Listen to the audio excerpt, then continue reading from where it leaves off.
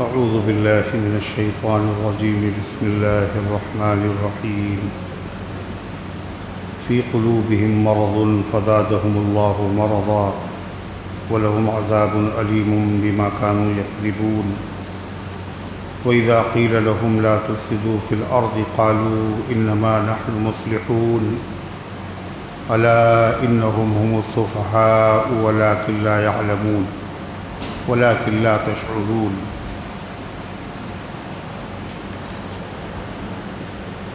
قالوا إنما نحن مصلحون ألا إنهم هم المفسدون ولكن لا يشعرون. وإذا قيل لهم آمنوا كما آمن الناس قالوا ونؤمن كما آمن السفهاء ألا إنهم هم السفهاء ولكن لا يعلمون.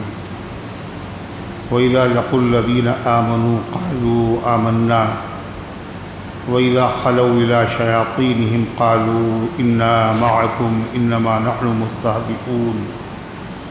الله يستهزئ بهم ويمدهم في طغيانهم يعمهون. أولئك الذين اشتروا الضلالة بالهدى فما ربحت تجارتهم وما كانوا مهتدين. مثلهم كمثل الذي استوقد نارا فلما أضاءت ما حوله ذهب الله بنورهم وتركهم في ظلمات لا يبصرون. صم بكم عمي فهم لا يرجعون. أو كصيب من السماء فيه ظلمات ورعد وبرق يجعلون أصابعهم في آذانهم من الصواعق حذر الموت والله محيط بالكافرين. يكاد البرق يخطف أبصارهم كلما أضاء لهم مشوا فيه وإذا أظلم عليهم قاموا ولو شاء الله لذهب بسمعهم وأبصارهم إن الله على كل شيء قدير. صدق اللہ العظیم. محترم حضرات، سامعین کرام، حاضرین مسجد، عزیزوں اور بزرگوں، یہ قرآن مقدس کی پہلے پارے کی سورہ بقرہ کی پاکیزہ، نورانی، مبارک، باعظمت، مطہر آیتیں ہیں. دعا کیجئے رب العزت والجلال ان مقدس آیات کی روشنی میں صحیح اور سچی بات عرض کرنے کی توفیق نصیب فرمائے اور ہم سب کو عمل کرنے کی توفیق عطا فرمائے. اللہ تعالیٰ نے ان آیات میں ان بد نصیب لوگوں کا ذکر کیا ہے جو اسلام کا زبان سے دعویٰ کرتے ہیں مگر اپنے دل میں کفر کو چھپاتے ہیں.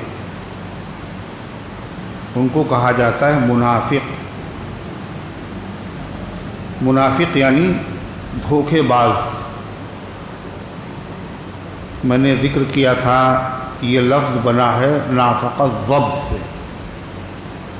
ضب کہتے ہیں عربی میں گوہ کو. نافق الضب کے معنی ہے گوہ نے دھوکہ دیا. گوہ ایک جانور ہوتا ہے بلی جیسا،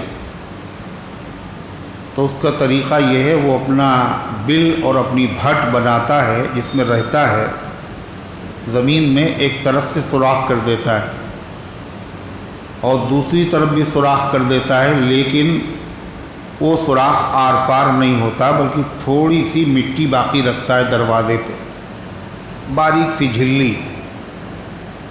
جب شکاری شکار کرنے آتا ہے تو وہ سمجھتا ہے ادھر سے یہ داخل ہوئی ہے ادھر ہی سے نکلے گی، لیکن وہ چور دروازہ رکھتی ہے، مٹی باریک ہٹائی اور کھٹ سے باہر نکل گئی. شکاری سمجھ رہا ابھی ادھر سے نکلے گی اور وہ نکل چکی. میں شکاری کو دھوکہ دے دیا. تو منافق بھی دھوکے باز لوگ ہوتے ہیں، اسلام کا اظہار کرتے ہیں تاکہ مسلمان ان کو مسلمان سمجھے، اور اندر خانہ وہ کافر ہوتے ہیں بڑے پکے. تو ایسے لوگوں سے دھوکہ ہو جاتا ہے. اللہ تعالیٰ نے ایسی دھوکے باز قوم کے دھوکے سے بچانے کے لیے اپنے بندوں کو قرآن پاک میں ہدایات عطا فرمائیں. اور ایسی دھوکے باز قوم کی اللہ تعالیٰ نے علامات، نشانیاں، صفات تفصیل کے ساتھ ذکر کی۔ پہلی 4 آیتوں میں مومنین کاملین کا ذکر ہے اور 2 آیتوں میں کافروں کا ذکر ہے اور 13 آیتوں میں منافقوں کا ذکر ہے۔ اتنا لمبا ذکر کیوں ہے؟ تاکہ اللہ کے بندے اچھی طرح سے ان کو پہچان لیں۔ علاوہ ازیں قرآن پاک کی دوسری صورتوں میں بھی ان کا ذکر ہے، اوصاف، علامات، کردار۔ منافق مکے میں نہیں تھے، مدینے میں تھے۔ مکے میں کوئی منافق نہیں، اس لیے قرآن پاک کی وہ صورتیں جن میں منافقوں کا ذکر ہے وہ سب کے سب مدنی ہیں، کوئی مکی نہیں۔ مدینے میں ایسے لوگ تھے جو کفر چھپاتے تھے، اسلام کا اظہار کرتے تھے، مگر مکے میں اس کا الٹا تھا۔ اس کا الٹا تھا۔ اس کا الٹا کیا ہوا؟ کیوں بھائی اس کا الٹا کیا ہوا؟ اس کا الٹا کیا ہوا؟ مدینے میں کفر چھپاتے تھے، اسلام کا اظہار کرتے تھے۔ مکے میں اس کا الٹا ہوتا تھا۔ اس کا الٹا کیا ہوا؟ ایمان چھپاتے تھے اور کفر کا مجبوراً اظہار کرتے تھے۔ دل سے وہ پکے مومن تھے، مگر جبر اور اکراہ اور ظلم اور زیادتی سے بچنے کے لیے اپنے اسلام کا وہ لوگ اظہار نہیں کرتے تھے کہ اگر اسلام کا اظہار کریں گے تو یہ لوگ ہمیں ستائیں گے۔ حضرت عباس رضی اللہ عنہ حضور انور صلی اللہ علیہ وسلم کے چچا ہیں اور یہ مکے میں مسلمان ہو گئے، مگر انہوں نے اپنے اسلام کا اظہار نہیں کیا۔ حتیٰ کہ غزوہ بدر میں جب آئے تو آپ نے فرمایا کوئی عباس کو قتل نہ کرے، وہ مومن ہے، اگرچہ انہوں نے اپنے اسلام کا اظہار نہیں کیا۔ حضرت عمار ابن یاسر رضی اللہ عنہ یہ مظلوم صحابہ میں سے ہیں، غریب صحابہ میں سے ہے۔ ان پر بڑے مظالم ڈھائے گئے اور ان کو مجبور کیا گیا کہ تم کلمہ کفر زبان سے بکو۔ تو ان کی والدہ حضرت سمیہ اسی خاطر شہید کر دی گئی، انہوں نے اسلام کا اظہار کیا۔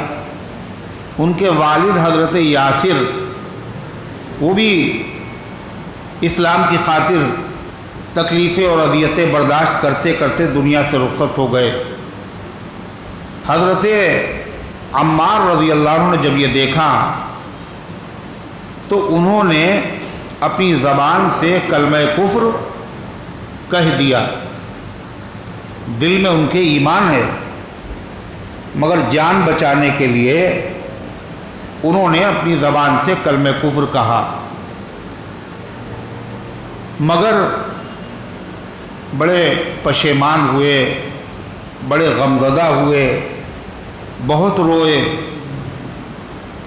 کہ ایمان ہے مگر کلمہ کفر زبان سے مجھے نکالنا پڑا جان بچانے کی خاطر، میرا ایمان چلا گیا۔ آپ نے فرمایا تم سراپا ایمان ہو، تم مجسم ایمان ہو، سر سے پیر تک تم ایمان سے بھرے ہوئے ہو۔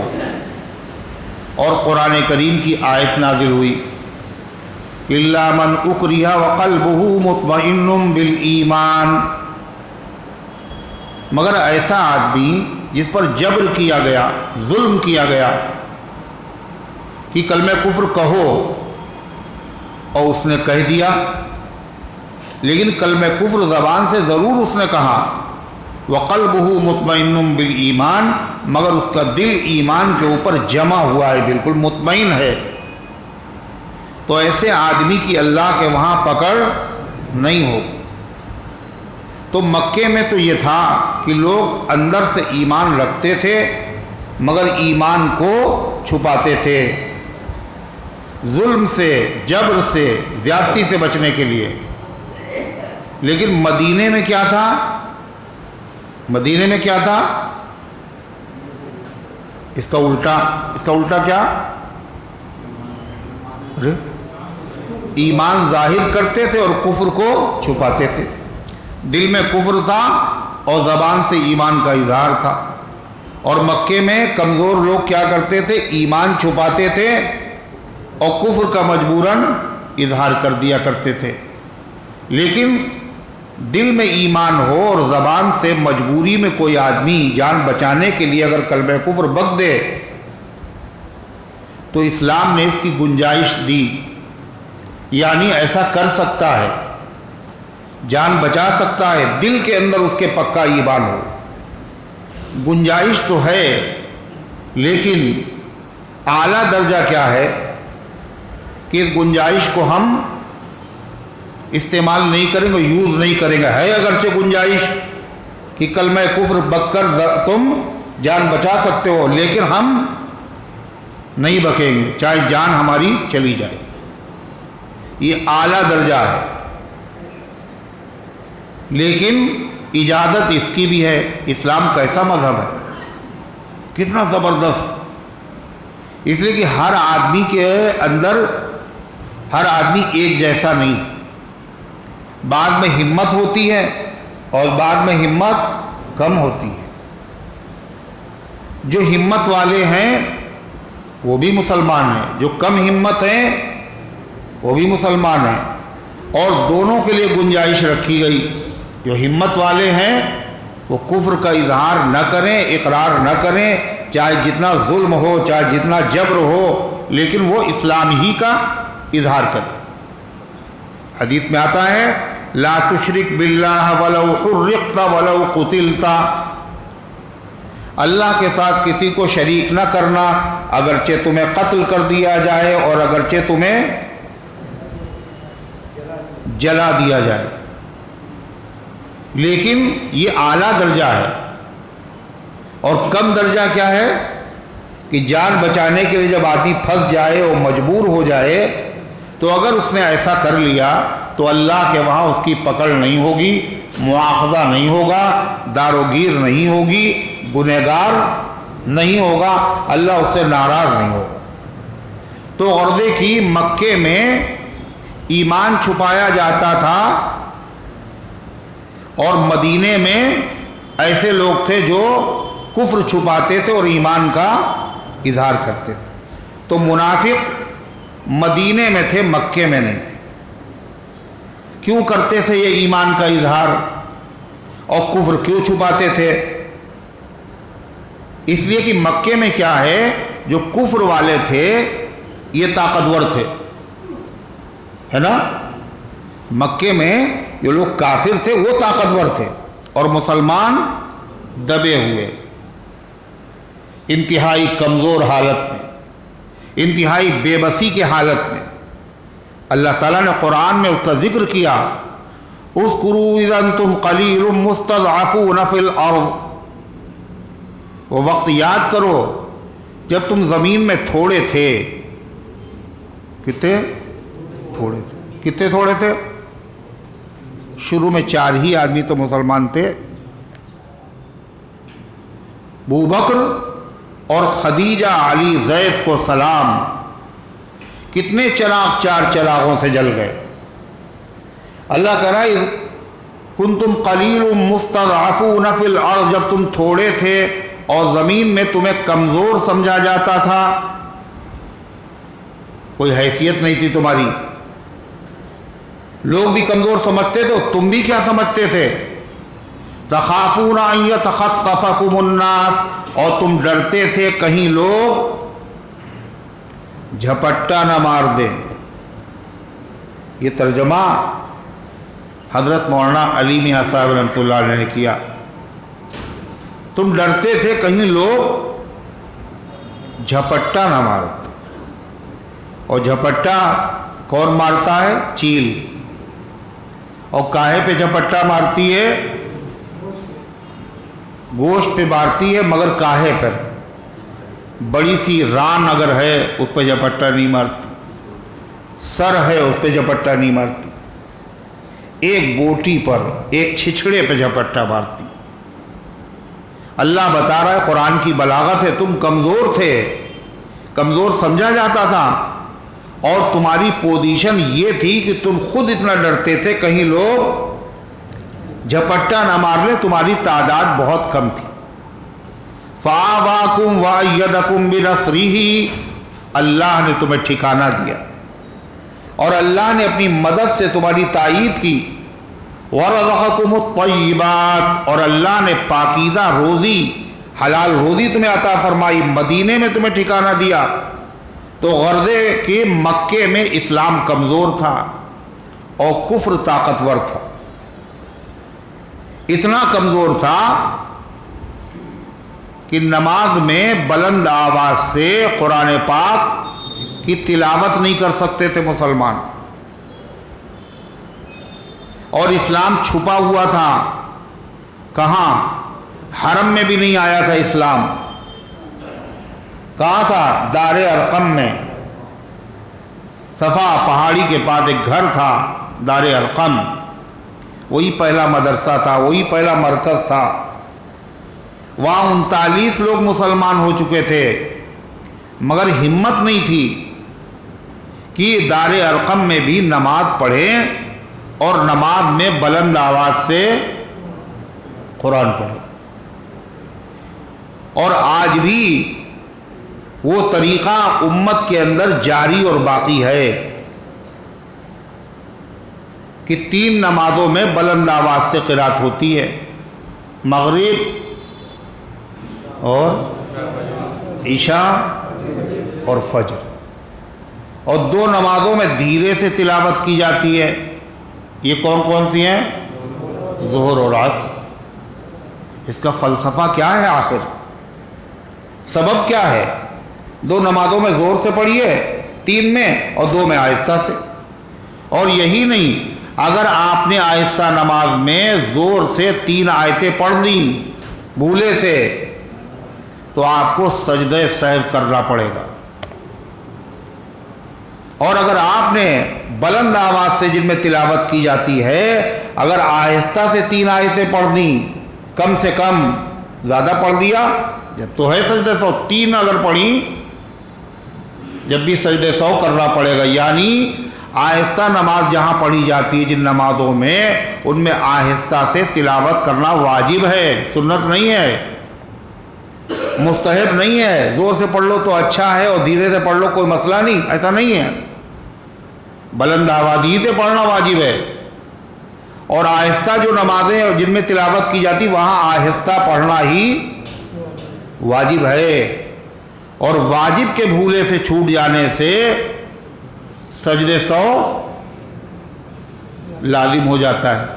یہ مسئلہ ہے، ہر چیز پہ سجدہ سہو نہیں ہوتا ہے۔ لوگوں نے سجدہ سہو کو کیا سمجھا؟ جیسے ایول ٹیبلٹ۔ جب انہوں نے سوچا کہیں ری ایکشن نہ ہو جائے دوا کا، تو انہوں نے کھٹ سے ایول کا ہی۔ جب انہوں نے سوچا نماز میں کچھ گڑبڑی ہوئی ہے، کہیں نماز ہماری خراب نہ ہو جائے، تو انہوں نے کھٹ سے سجدہ سہو کر لیا۔ حالانکہ ہر جگہ سجدہ سہو نہیں، ہر غلطی پہ سجدہ سہو نہیں ہے۔ سجدہ سہو کب کیا جاتا ہے؟ جب واجب بھولے سے چھوٹ جائے، جان بوجھ کے نہیں، بھولے سے چھوٹ جائے۔ اگر جان بوجھ کے چھوٹ گیا ہے تو نماز پھر سے آپ کو پڑھنا پڑے گی، اور بھولے سے اگر چھوٹا ہے تو سجدہ سہو سے کام چل جائے گا۔ جیسے نماز میں سورہ فاتحہ پڑھنا واجب ہے، فرض نہیں ہے۔ کوئی بھول گیا سورہ فاتحہ، خالی سورت پڑھ لی۔ اسی طریقے سے سورہ فاتحہ کے بعد کوئی اور سورت ملانا یہ بھی فرض نہیں ہے، واجب ہے۔ آپ نے خالی سورہ فاتحہ پڑھی، آپ رکوع میں چلے گئے، کوئی سورت نہیں ملائی، بھول گئے آپ، تو پھر سے نماز پڑھنے کی ضرورت نہیں ہے، سجدہ سہو کر لیں گے تو نماز ہو جائے گی۔ دعائے قنوت پڑھ رہے ہیں آپ، وطر کی نماز ہے، اور بھول گئے آپ سمجھے یہ مغرب کی نماز ہے، اور آپ نے کیا کیا؟ سورہ فاتحہ اور سورت ملانے کے بعد آپ رکوع میں چلے گئے، تو کیا ہوا؟ دعائے قنوت نہیں پڑھی آپ نے۔ دعائے قنوت پڑھنا فرض نہیں ہے، واجب ہے۔ بھول گئے تو بھول گئے، کوئی بات نہیں، رکوع میں چلے گئے، اب پھر سے اٹھ کے کھڑے ہو کے پڑھنے کی ضرورت نہیں ہے، نہ نماز کو دہرانے کی ضرورت ہے، آخر میں سجدہ سہو کر لیا، نماز ہو جائے گی۔ تو کیا پتہ چلا؟ واجب کے بھولے سے، چھوٹ جانے سے سجدہ سہو واجب ہوتا ہے، فرض کے چھوٹ جانے سے سجدہ سہو سے کام نہیں چلے گا، فرض اگر چھوٹے۔ اس لیے نمازی آدمی کو یہ جاننا چاہیے ہماری نماز میں فرض کیا ہے اور واجب کیا ہے۔ پتہ چلا 80 سال ہو گئے نماز پڑھتے ہوئے، نماز میں کتنی چیزیں فرض ہیں کا پتہ نہیں، پڑھ لیں۔ اچھا واجب کتنی چیزیں ہیں نماز میں، کہ یہ بھی نہیں معلوم۔ جب یہ نہیں معلوم ہے تو پھر آپ بتائیے سجدہ سہو کہاں کریں گے اور کہاں نہیں کریں گے آپ؟ واجب فرض کے چھوٹنے سے سجدہ سہو سے کام نہیں چلے گا۔ ایک رکعت چھوٹ گئی، 4 رکعت والی نماز 1 رکعت چھوٹ گئی، تو فرض تھا نا 1 رکعت، اب آپ سجدہ سہو کرتے رہیے، کچھ نہیں ہونے والا۔ یہ کسی آدمی نے نماز میں سرے سے تلاوت ہی نہیں کی، نہ سورہ فاتحہ پڑھی نہ کوئی سورت پڑھی، حالانکہ نماز میں قرات کرنا فرض ہے، تو سجدہ سہو سے نماز نہیں ہوگی۔ رکوع چھوڑ دیا نماز نہیں ہوگی، سجدہ چھوڑ دیا نماز نہیں ہوگی۔ کیوں؟ یہ فرض ہے، فرض کے چھوٹ جانے سے، بھولے سے کیا ہوتا ہے؟ نماز ہی نہیں ہوتی۔ واجب اگر بھولے سے چھوٹ جائے تو نماز ہے، تو سجدہ سہو سے نماز ہو جائے گی۔ فرض چھوٹا تو نہیں، مگر فرض میں دیر ہو گئی، چھوٹا نہیں فرض، مگر دیر ہو گئی۔ 2 رکعت کے بعد التحیات پڑھنا واجب ہے، صرف التحیات۔ اس سے زیادہ اگر آپ دیر کریں گے تو اس کی اجازت نہیں ہے۔ آپ نے درود شریف پڑھنا شروع کر دیا، جب آپ درود شریف، آپ کے لیے آپ کو چاہیے تیسری رکعت جو فرض ہے، التحیات کے فوراً بعد آپ اٹھ کر کے کھڑے ہو جائیں۔ اگر آپ سے دیر ہو گئی، کتنی دیر ہو گئی؟ زیادہ دیر نہیں، کتنی دیر ہوئی؟ آپ نے پڑھا اللہم صلی علی محمد، تو تیسری رکعت میں جو کھڑا ہونا فوراً فرض تھا اس میں دیر ہو گئی۔ دیر ہو گئی تو پھر کیا ہے؟ آخر میں سجدہ کرنا ہوگا۔ تو غرضے کی یہ بات تو کاہے پہ نکلی کہ نماز میں بعض نمازیں ایسی ہیں جن میں بلند آواز سے قرات کرنا فرض ہے، واجب ہے، اور بعض میں آہستہ سے تلاوت کرنا واجب ہے۔ یعنی ظہر میں اور عصر میں آہستہ سے، اور فجر میں اور عشاء میں اور مغرب میں بلند آواز سے، واجب ہے، فرض نہیں۔ لیکن یہ کیوں ہے آخر؟ یہ ہے کیوں بھائی؟ دیکھتے رہو، ادھر دیکھو کون پنکھا چلا رہا ہے، کون بند کر رہا ہے، یہی کرنے آئے ہیں، اتنی دور سے جو آئے ہیں یہاں بیٹھ کے یہی دیکھنے آئے ہیں۔ پنکھا کون چلا رہا ہے، سوئچ کون آن کر رہا ہے، کون بند کر رہا ہے، وہی دیکھیں۔ جیسے بچے نہیں ہوتے بالکل، کہاں اسکول میں، مکتب میں، پہلے کلاس کے، وہ ادھر دیکھ رہے ادھر دیکھ رہے، یہ بچے ہیں، یہ بچوں کا زمانہ ہے۔ میں قرآن سنایا جا رہا، قرآن پڑھا جا رہا ہے، وہ ادھر ادھر دیکھ رہے ہیں۔ نگاہیں کنٹرول میں رہیں۔ اگر نماز میں نگاہیں کنٹرول میں رہیں گی تو ہر جگہ کنٹرول میں رہیں گی، اور نماز میں اگر قابو میں نہ رہی تو پھر یہ قابو میں نہیں رہے گی۔ تو 3 نمازوں میں بلند آواز سے اور 2 نمازوں میں دھیرے کیوں؟ یہ یادگار ہے کاہے کی مکۃ المکرمہ میں ایک زمانہ ایسا تھا، اسلام اور مسلمان اتنے کمزور تھے، اتنے دبے ہوئے تھے، وہ نماز میں دار ارقم میں جب 39 مسلمان ہو چکے تھے بلند آواز سے قرآن نہیں پڑھ سکتے۔ کیوں؟ سارے مشرک ادھر ادھر گھوم رہے، کان میں اگر پڑ گئی آواز تو اندر آ جائیں گے، ماریں گے۔ اس لیے 2 نمازوں میں ادھر ادھر گھوم رہے ہیں، لہذا دھیرے دھیرے پڑھ لو۔ اور مغرب میں یہ سب کھا پی کے سو گئے، اور عشاء میں تو ان کے جاگنے کا کوئی سوال ہی نہیں پیدا ہوتا، اور فجر میں تو مسلمان سوتے ہیں، ہے نا؟ فجر کا وقت تو ایسا ہے، تو یہ کہاں جاگیں گے؟ اس لیے مغرب، عشاء اور فجر تینوں نمازوں میں بلند آواز سے قرآن کی تلاوت کی جاتی تھی۔ مگر اب یہ سب کوئی مسئلہ نہیں ہے، اللہ کا شکر ہے، لیکن اس کے باوجود مسلمانوں کو یاد رہے ایسے زمانہ تھا پھر بھی مسلمانوں نے نماز نہیں چھوڑی، اور آج الحمدللہ کوئی پابندی نہیں ہے پھر بھی مسلمان نماز چھوڑ رہے۔ تو اتنے کمزور تھے مسلمان وہاں، اس لیے ظلم اور جبر سے اپنے آپ کو بچانے کے لیے ایمان کو چھپاتے تھے اور کلمہ کفر زبان سے مجبوراً کہہ دیتے تھے۔ مدینے میں معاملہ الٹا ہو گیا۔ مدینے میں کیا ہے؟ مسلمان طاقتور ہو گئے۔ کیسے؟ کہ 313 اور 1000 کو وہ خاک چٹائی ہے کہ دھاک بیٹھ گئی سب کو، ارے ان سے پنگا لینے والا نہیں ہے تھا، حد ختم ہو گئی۔ نہتھے بھی تھے، تعداد بھی کم تھی، فاقہ مست بھی تھے، 1000 بھرے پیٹ والے اور بڑے بڑے سورما اور بڑے بڑے طاقتور اور بہادر، خاک و خون میں لٹا دیا ان لوگوں نے۔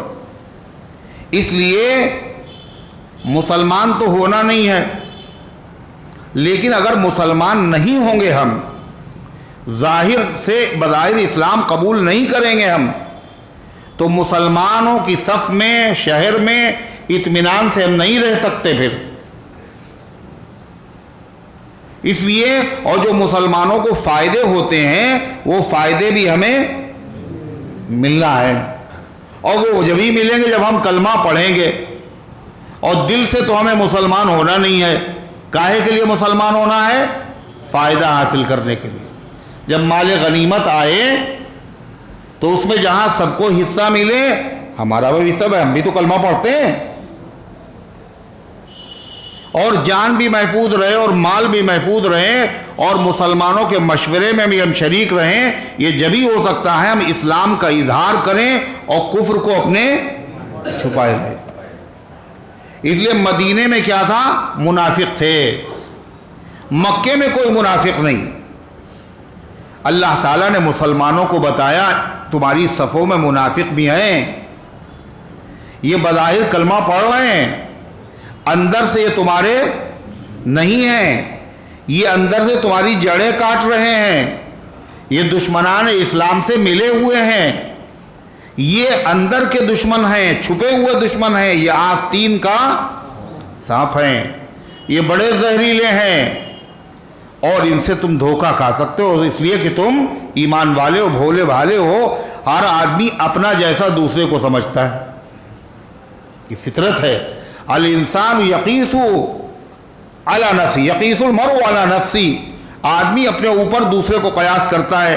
اگر وہ بدنیت ہے تو سامنے والے کے بارے میں سمجھتا ہے یہ بھی بدنیت ہوگا، یہ اگر حسد کرتا ہے تو سمجھتا ہے یہ بھی ہم سے جلتا ہوگا، ہے نا؟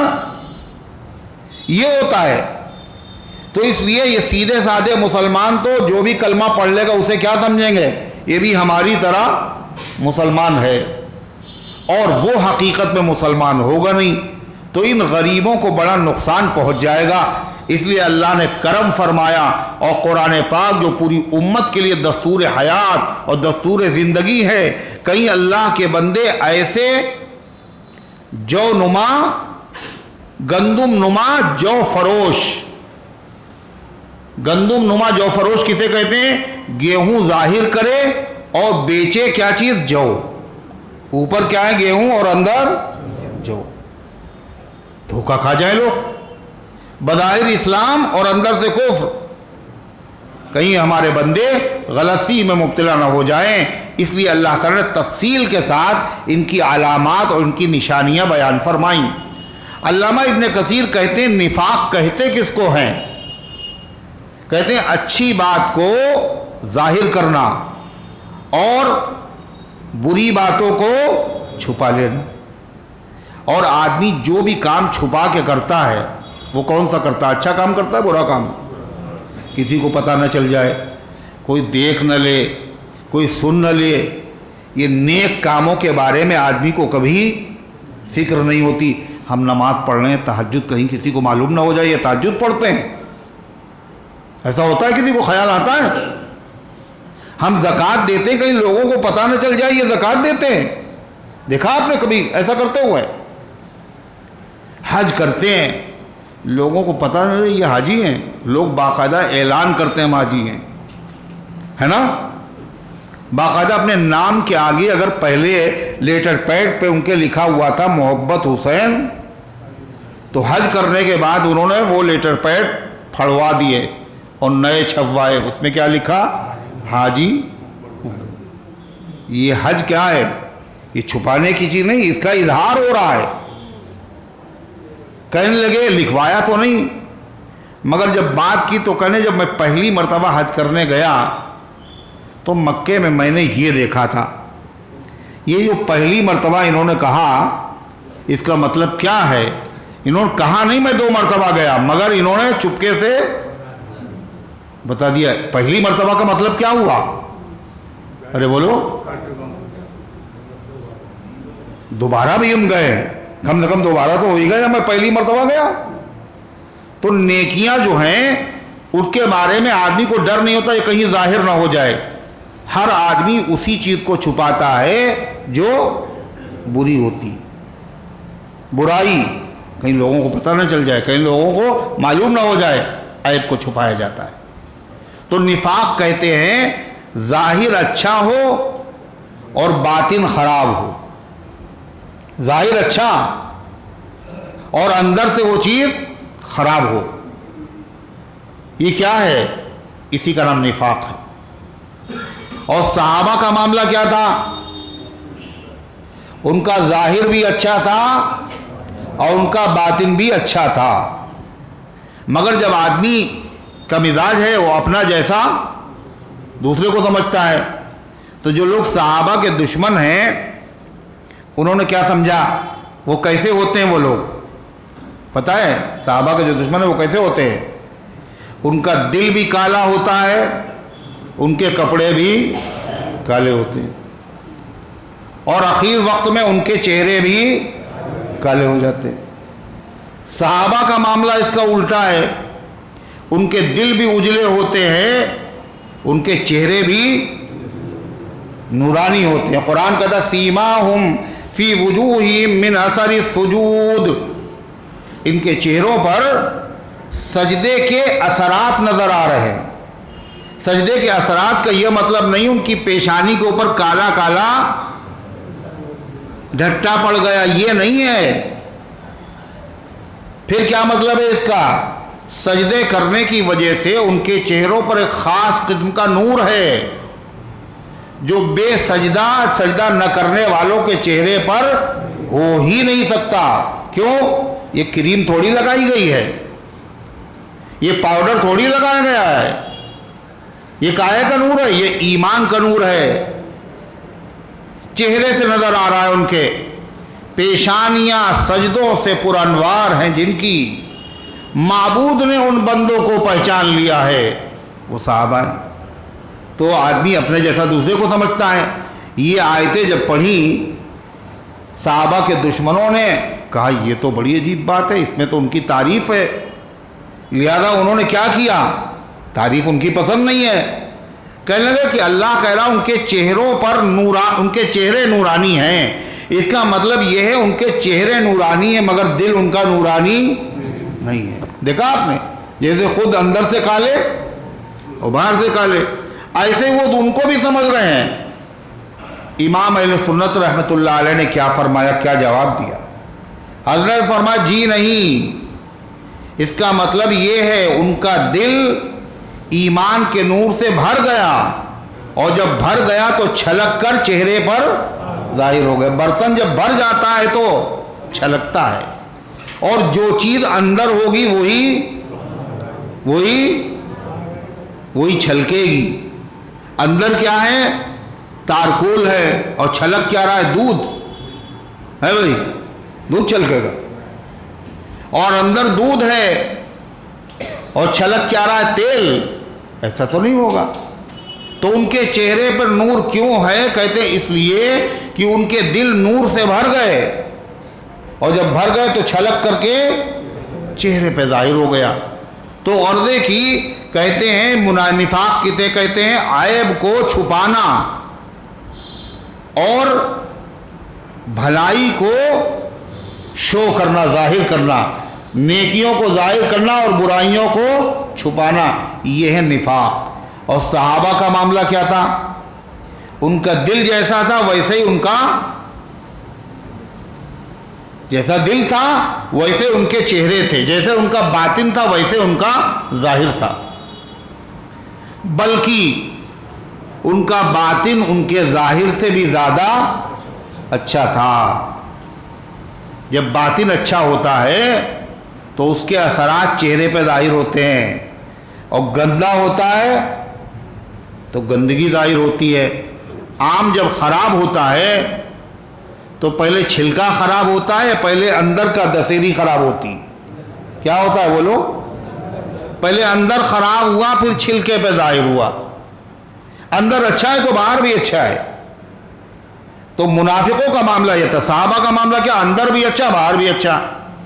جب حضرت صدیق اکبر رضی اللہ عنہ کی وفات کا وقت قریب ہوا تو حضرت صدیق اکبر رضی اللہ عنہ نے صحابہ سے کہا بھائی اب خلافت کی ذمہ داری ہم سے اٹھ نہیں رہی، اور کسی آدمی کا تم انتخاب کر لو. تو صحابہ گئے، اس کے بعد آئے، کہلے حضرت ہم کیا منتخب کریں، آپ ہی ہمارے لیے کوئی منتخب کر دیجئے، ہماری تو سمجھ میں آ نہیں رہا کس کو ہم اپنا خلیفہ بنائیں، آپ کے بعد آپ ہی منتخب کر دیجئے. تو حضرت صدیق اکبر رضی اللہ عنہ نے اپنے بعد خلافت کے لیے جس شخصیت کا انتخاب کیا وہ کون ہے؟ حضرت عثمان غنی، حضرت فاروق اعظم. مگر حضرت صدیق اکبر نے یہ فیصلہ تو کیا مگر ایسے نہیں کیا. رائے تو ان کی یہی تھی، مگر جو بڑے بڑے صحابہ تھے، اکابر صحابہ، ان کو اکیلے میں بلا کے ان سے مشورہ لیا. ان اکابر صحابہ میں حضرت عثمان غنی ہیں، عبد الرحمن ابن عوف ہیں، اسید ابن حضیر ہیں. صدیق اکبر نے پوچھا اکیلے ان کو بلا کے یہ بتاؤ عمر کے بارے میں تمہاری کیا رائے ہے؟ کہلے امیر المومنین خلیفۃ رسول اللہ، آپ عمر کو ہم سے بہتر جانتے ہیں. کہلے یہ سب کچھ نہیں چلے گا، اپنی رائے ظاہر کرو. جب کہا اپنی رائے ظاہر کرو تو حضرت عثمان نے کیا کہا پتہ ہے؟ کہا ان سریرتہ خیر من علانیتہ، ان کا باطن ان کے ظاہر سے زیادہ اچھا ہے. وہ ظاہر میں تو اچھے لگ رہے ہیں مگر اس سے زیادہ خوبصورت ان کا دل ہے. یہ بڑا کمال ہے کہ ظاہر آدمی بنا کے رکھتا ہے نا، لیکن باطن کو بنایا نہیں جاتا، وہ پہلے سے بنا ہوا ہے. ان کا باطن جو ہے یہ ان کے ظاہر سے اچھا ہے. پھر حضرت اسید ابن حضیر کو بلایا، ان سے پوچھا، انہوں نے کہا کہ امیر المومنین آپ زیادہ بہتر ہے. کہا نہیں بتاؤ. تو انہوں نے کہا ان کا ظاہر جو ہے اس سے اچھا ان کا باطن ہے، اور عمر جیسا ہم میں کوئی بھی دوسرا نہیں ہے۔ تو معلوم یہ ہوا ایمان والوں کا کیا ہوتا ہے، ظاہر بھی اچھا ہوتا ہے، باطن بھی اچھا ہوتا ہے۔ اور منافق کا کیا ہوتا ہے، ظاہر وہ اچھا کرتا ہے، اپنے یعنی اچھائی کو ظاہر کرتا ہے اور برائیوں کو وہ چھپاتا ہے۔ پھر منافق دو طرح کے ہیں، ایک عقیدے کا منافق اور ایک عمل کا منافق۔ عقیدے کا جو منافق ہے وہ کبھی جنت میں، پھر کہاں جائے گا، کہاں جائے گا، جہنم میں، اور جہنم میں بھی کہاں جائے گا، سب سے نچلے طبقے میں۔ ان المنافقین فی الدرک الاسفل من النار، کافر بھی جہاں نہیں جائیں گے اس سے بھی نیچے درجے پہ ہے نا منافق کی یہ سزا اللہ تعالیٰ نے کافر سے زیادہ رکھی ہے۔ تو منافق جو لوگ ہیں ان کے بارے میں یہ کون سے منافق ہیں، منافق اعتقادی، عقیدے کے اعتبار سے منافق۔ عقیدے کے اعتبار سے منافق کون، دل میں کفر ہے اور زبان سے اسلام کا اظہار ہے۔ عمل کے اعتبار سے منافق کسے کہتے ہیں کہ دل میں تو ایمان ہے، زبان پر بھی ایمان ہے، مگر کام ایسے کر رہا ہے جیسے منافق کرتے، عادتیں ہیں منافقوں والی، عمل ہیں منافقوں والے، کام ہیں منافقوں والے۔ کیا بولو، کیا آپ بتائیے، آپ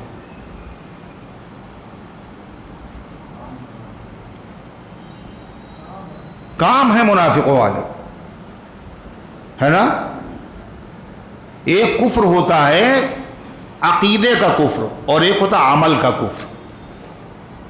جو عقیدے کا کفر ہے ایسے لوگوں کا ٹھکانہ کہاں ہے، جہنم۔ اور جو عمل کا کفر ہے ان کی بخشش ہو جائے گی، اور جو عقیدے کے کافر ہیں ان کی بخشش نہیں ہوگی۔ عمل کا کفر کیا ہے، عقیدہ ٹھیک ہے، عمل ہے کافروں جیسا۔ پتہ ہے کیا ہے وہ، نماز کا نہ پڑھنا، نماز کا نہ پڑھنا۔ یہ تو جانتا نماز فرض ہے مگر پڑھ نہیں رہا ہے۔ اگر وہ کہتا نماز فرض نہیں ہے تو کافر ہوتا عقیدے کے اعتبار سے، مگر مانتا ہے کہ نماز فرض ہے اور بہت ضروری ہے اور نماز نہ پڑھنا بہت بڑا گناہ ہے، مگر پڑھتا نہیں ہے، تو یہ کیا ہے، یہ بھی کفر ہے۔ کہا من ترک الصلاۃ متعمدا فقد کفر، جس نے جان بوجھ کر نماز چھوڑ دی اس نے کفر کیا۔ مگر جب وہ مر جاتے ہیں ایسے لوگ جنہوں نے جان بوجھ کر کے نماز نہیں پڑھی، جان بوجھی کے تو ہے، مسجد میں اذان ہو گئی، لوگ جا رہے ہیں کھڑے ہوئے سگریٹ پی رہے، یہ کیا بھولے سے، جان بوجھی کے تو ہے۔ مگر جب یہ آدمی مر جاتا ہے تو اس کو کفنایا بھی جاتا ہے اور اس کی جنازے کی نماز بھی پڑھی جاتی ہے۔ کیوں، یہ مسلمان ہے مگر یہ جو کام کر رہا تھا وہ کام تھا کافروں والا، عقیدہ اس کا کافروں والا نہیں تھا۔ قرآن نے کیا کہا، اقیموا الصلاۃ ولا تکونوا من المشرکین، نماز قائم کرو مشرک نہ بنو۔ مطلب نماز چھوڑنے سے مشرک نہیں ہوگے، مگر ہو مسلمان، مگر کام تمہارا مشرکوں والا ہے۔ یہ مطلب کس نے بتایا پتہ ہے، امام اعظم ابو حنیفہ رحمۃ اللہ علیہ نے، کہ نماز چھوڑ دینا جان بوجھ کر فرض سمجھنے کے باوجود یہ کفر ہے، مگر کفر عملی ہے، یہ حقیقت میں کفر نہیں، کافروں والا کام ہے۔ اگر یہ مطلب نہ لیا جائے اور حدیث کا بالکل وہی جو ترجمہ ہے وہی کیا جائے، کیا جس نے جان بوجھ کر نماز چھوڑ دی وہ کافر ہو گیا، تو آپ بتائیے کتنے مسلمان رہیں گے دنیا میں، بولو دنیا کو تو چھوڑیے، ہر گھر میں کتنے مسلمان رہیں گے؟ کتنے رہیں گے؟ نماز نہ پڑھنے والے زیادہ ہیں، پڑھنے والے کم ہیں۔ اگر نماز نہ پڑھنا یہ کفر ہو تو کافر کیا ہوں گے؟ مسلمانوں کے گھر میں بھی کافر زیادہ نکلے گے۔ کفر عملی ہے، بہت بڑا اس نے گناہ کیا ہے، مگر عقیدے کا کفر نہیں۔ ایسے منافق عقیدے کے اعتبار سے منافق اور ایک عمل کے اعتبار سے منافق۔ عمل کے اعتبار سے منافق کون ہے؟ دوسرے گزشتہ درس میں بتایا تھا، نبی پاک صلی اللہ علیہ وسلم نے ایک آئینہ دیا ہے، اس میں اپنی شکل دیکھو، اگر تمہارے اندر یہ باتیں ہیں تو منافقوں والے کام اور حرکتیں اور صفتیں تمہارے اندر پائی جانی۔ وہ 4 کام کیا تھے؟ اذا حدث کذب، جب بات کرے تو جھوٹ بولے، جھوٹ بولنے کا عادی۔ وَإِذَا وَعَدَ أَخْلَفَ، اور جب وعدہ کرے تو وعدہ خلافی کرے۔ وَإِذَا اؤْتُمِنَ خَانَ، اور جب امانت رکھی جائے تو امانت میں خیانت کرے۔ وَإِذَا خَاصَمَ فَجَرَ، اور جب جھگڑا ہو جائے تو گالم گلوچ کرنے لگے۔ اللہ کے نبی نے یہ صحابہ کے سامنے منافقوں کی علامت بتائی۔ کس کی؟ منافق عملی کی۔ کیوں بتائی؟ کہ جو منافق تھے اس زمانے میں واقعی جو منافق تھے ان کی پہچان یہ تھی، وہ جھوٹ بولتے تھے، وہ وعدہ خلافی کرتے تھے، وہ امانت میں خیانت کرتے تھے، وہ لڑائی جھگڑے کے وقت گالیاں بکتے، جو منافق تھے۔ اور کوئی مسلمان، وہ تو دل کے اعتبار سے بھی مومن تھے اور عمل کے اعتبار سے بھی مومن تھے، صحابہ میں کوئی ایسا نہیں تھا جو جھوٹ بولتا ہو، اور کوئی ایسا نہیں تھا جو امانت میں خیانت کرتا ہو، اور کوئی ایسا نہیں تھا جو وعدہ کرنے کے بعد وعدہ خلافی کرتا ہو، اور کوئی ایسا نہیں تھا جس سے اگر لڑائی ہو جائے تو گالیاں بکنا، کوئی نہیں تھا۔ معلوم یہ صحابہ میں عقیدے کے اعتبار سے نفاق تو کجا کیسے ہوتا، ان میں عمل والا جو نفاق ہے یہ بھی ان میں سے کسی میں نہیں تھا۔ منافق جو تھے حضور نے نام نہیں بتائے صحابہ کو، اللہ کے نبی نے پہچان بتا دی صحابہ کو، جن میں یہ چیزیں پائی جائیں منافق ہے۔ صحابہ میں کوئی ایسا نہیں، مسلمان میں کوئی ایسا تھا ہی نہیں، جو ایسا کرتے تھے وہ منافق تھے۔ آپ نے ان منافقین کے نام نہیں بتائے، اور نام اللہ تعالیٰ نے حضور پاک صلی اللہ علیہ وسلم کو بتائے منافقین کے، اور اللہ کے نبی نے منافقین کے نام ایک صحابی کو بتائے، ایک صحابی کو اکیلے۔ جانتے ہیں ان صحابی کا نام ہے بھائی؟ معلوم ہے؟ ماشاءاللہ، حضرت حذیفہ ابن الیمان رضی اللہ عنہ، صاحب سر رسول اللہ، اللہ کے رسول صلی اللہ علیہ وسلم کے رازدار صحابی۔ اللہ کے نبی نے ان کو منافقین کے نام بتائے تھے، مگر منافق تو بہت تھے۔ آپ نے جن منافقین کے نام ان کو بتائے تھے ان کی تعداد صرف 14 تھی۔ کتنی؟ 14۔ یہ منافق ہیں۔ غزوہ تبوک کا موقع تھا، اللہ کے رسول صلی اللہ علیہ وسلم ایک مقام سے گزرنے والے تھے، تو کچھ منافقین چونکہ اندر سے تو کافر ہیں، نقصانی اسلام کو پہنچانے کے لیے کلمہ پڑھتے تھے، یہ بھی ساتھ میں تھے، تو ان کو پتہ چل گیا اللہ کے نبی وہاں سے گزریں گے تو پہلے سے وہاں پہنچ گئے، تنگ راستہ ہے، اور حضور پاک صلی اللہ علیہ وسلم کے خچر کو دھکا دے دیں گے، آپ گر پڑیں گے اور آپ کو شہید کر دیں گے۔ اور ڈھاٹا باندھے ہوئے تھے یہ لوگ، چہرے پہ کپڑا باندھے ہوئے تو کہیں پہچان نہ لیے جائیں۔ اللہ تعالیٰ نے حضور پاک صلی اللہ علیہ وسلم کو اطلاع دی، آپ نے حضرت حذیفہ رضی اللہ عنہ کو بھیج دیا، وہ آگے پہنچ گئے اور انہوں نے مار مار کے ان کو بھگا دیا، مگر وہ اپنا منہ چھپائے ہوئے تھے۔ اللہ تعالیٰ نے ان کے پردے کو چاک کر دیا، اور کیسے چاک کیا؟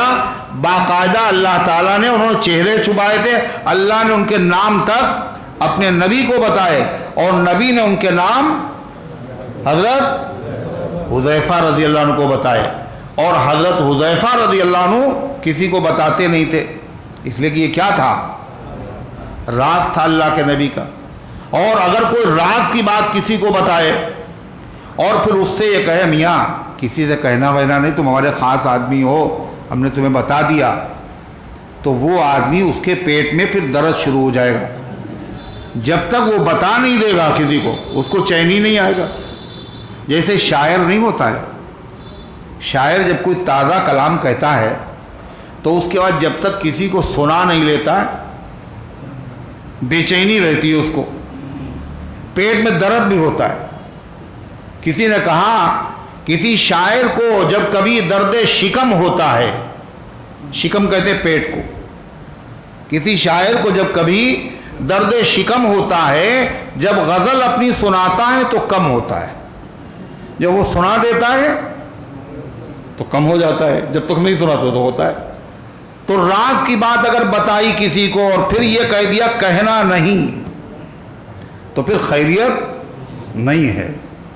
اب تیر جو ہے وہ کمان سے نکل چکا ہے، اب یہ راز رہے گا نہیں۔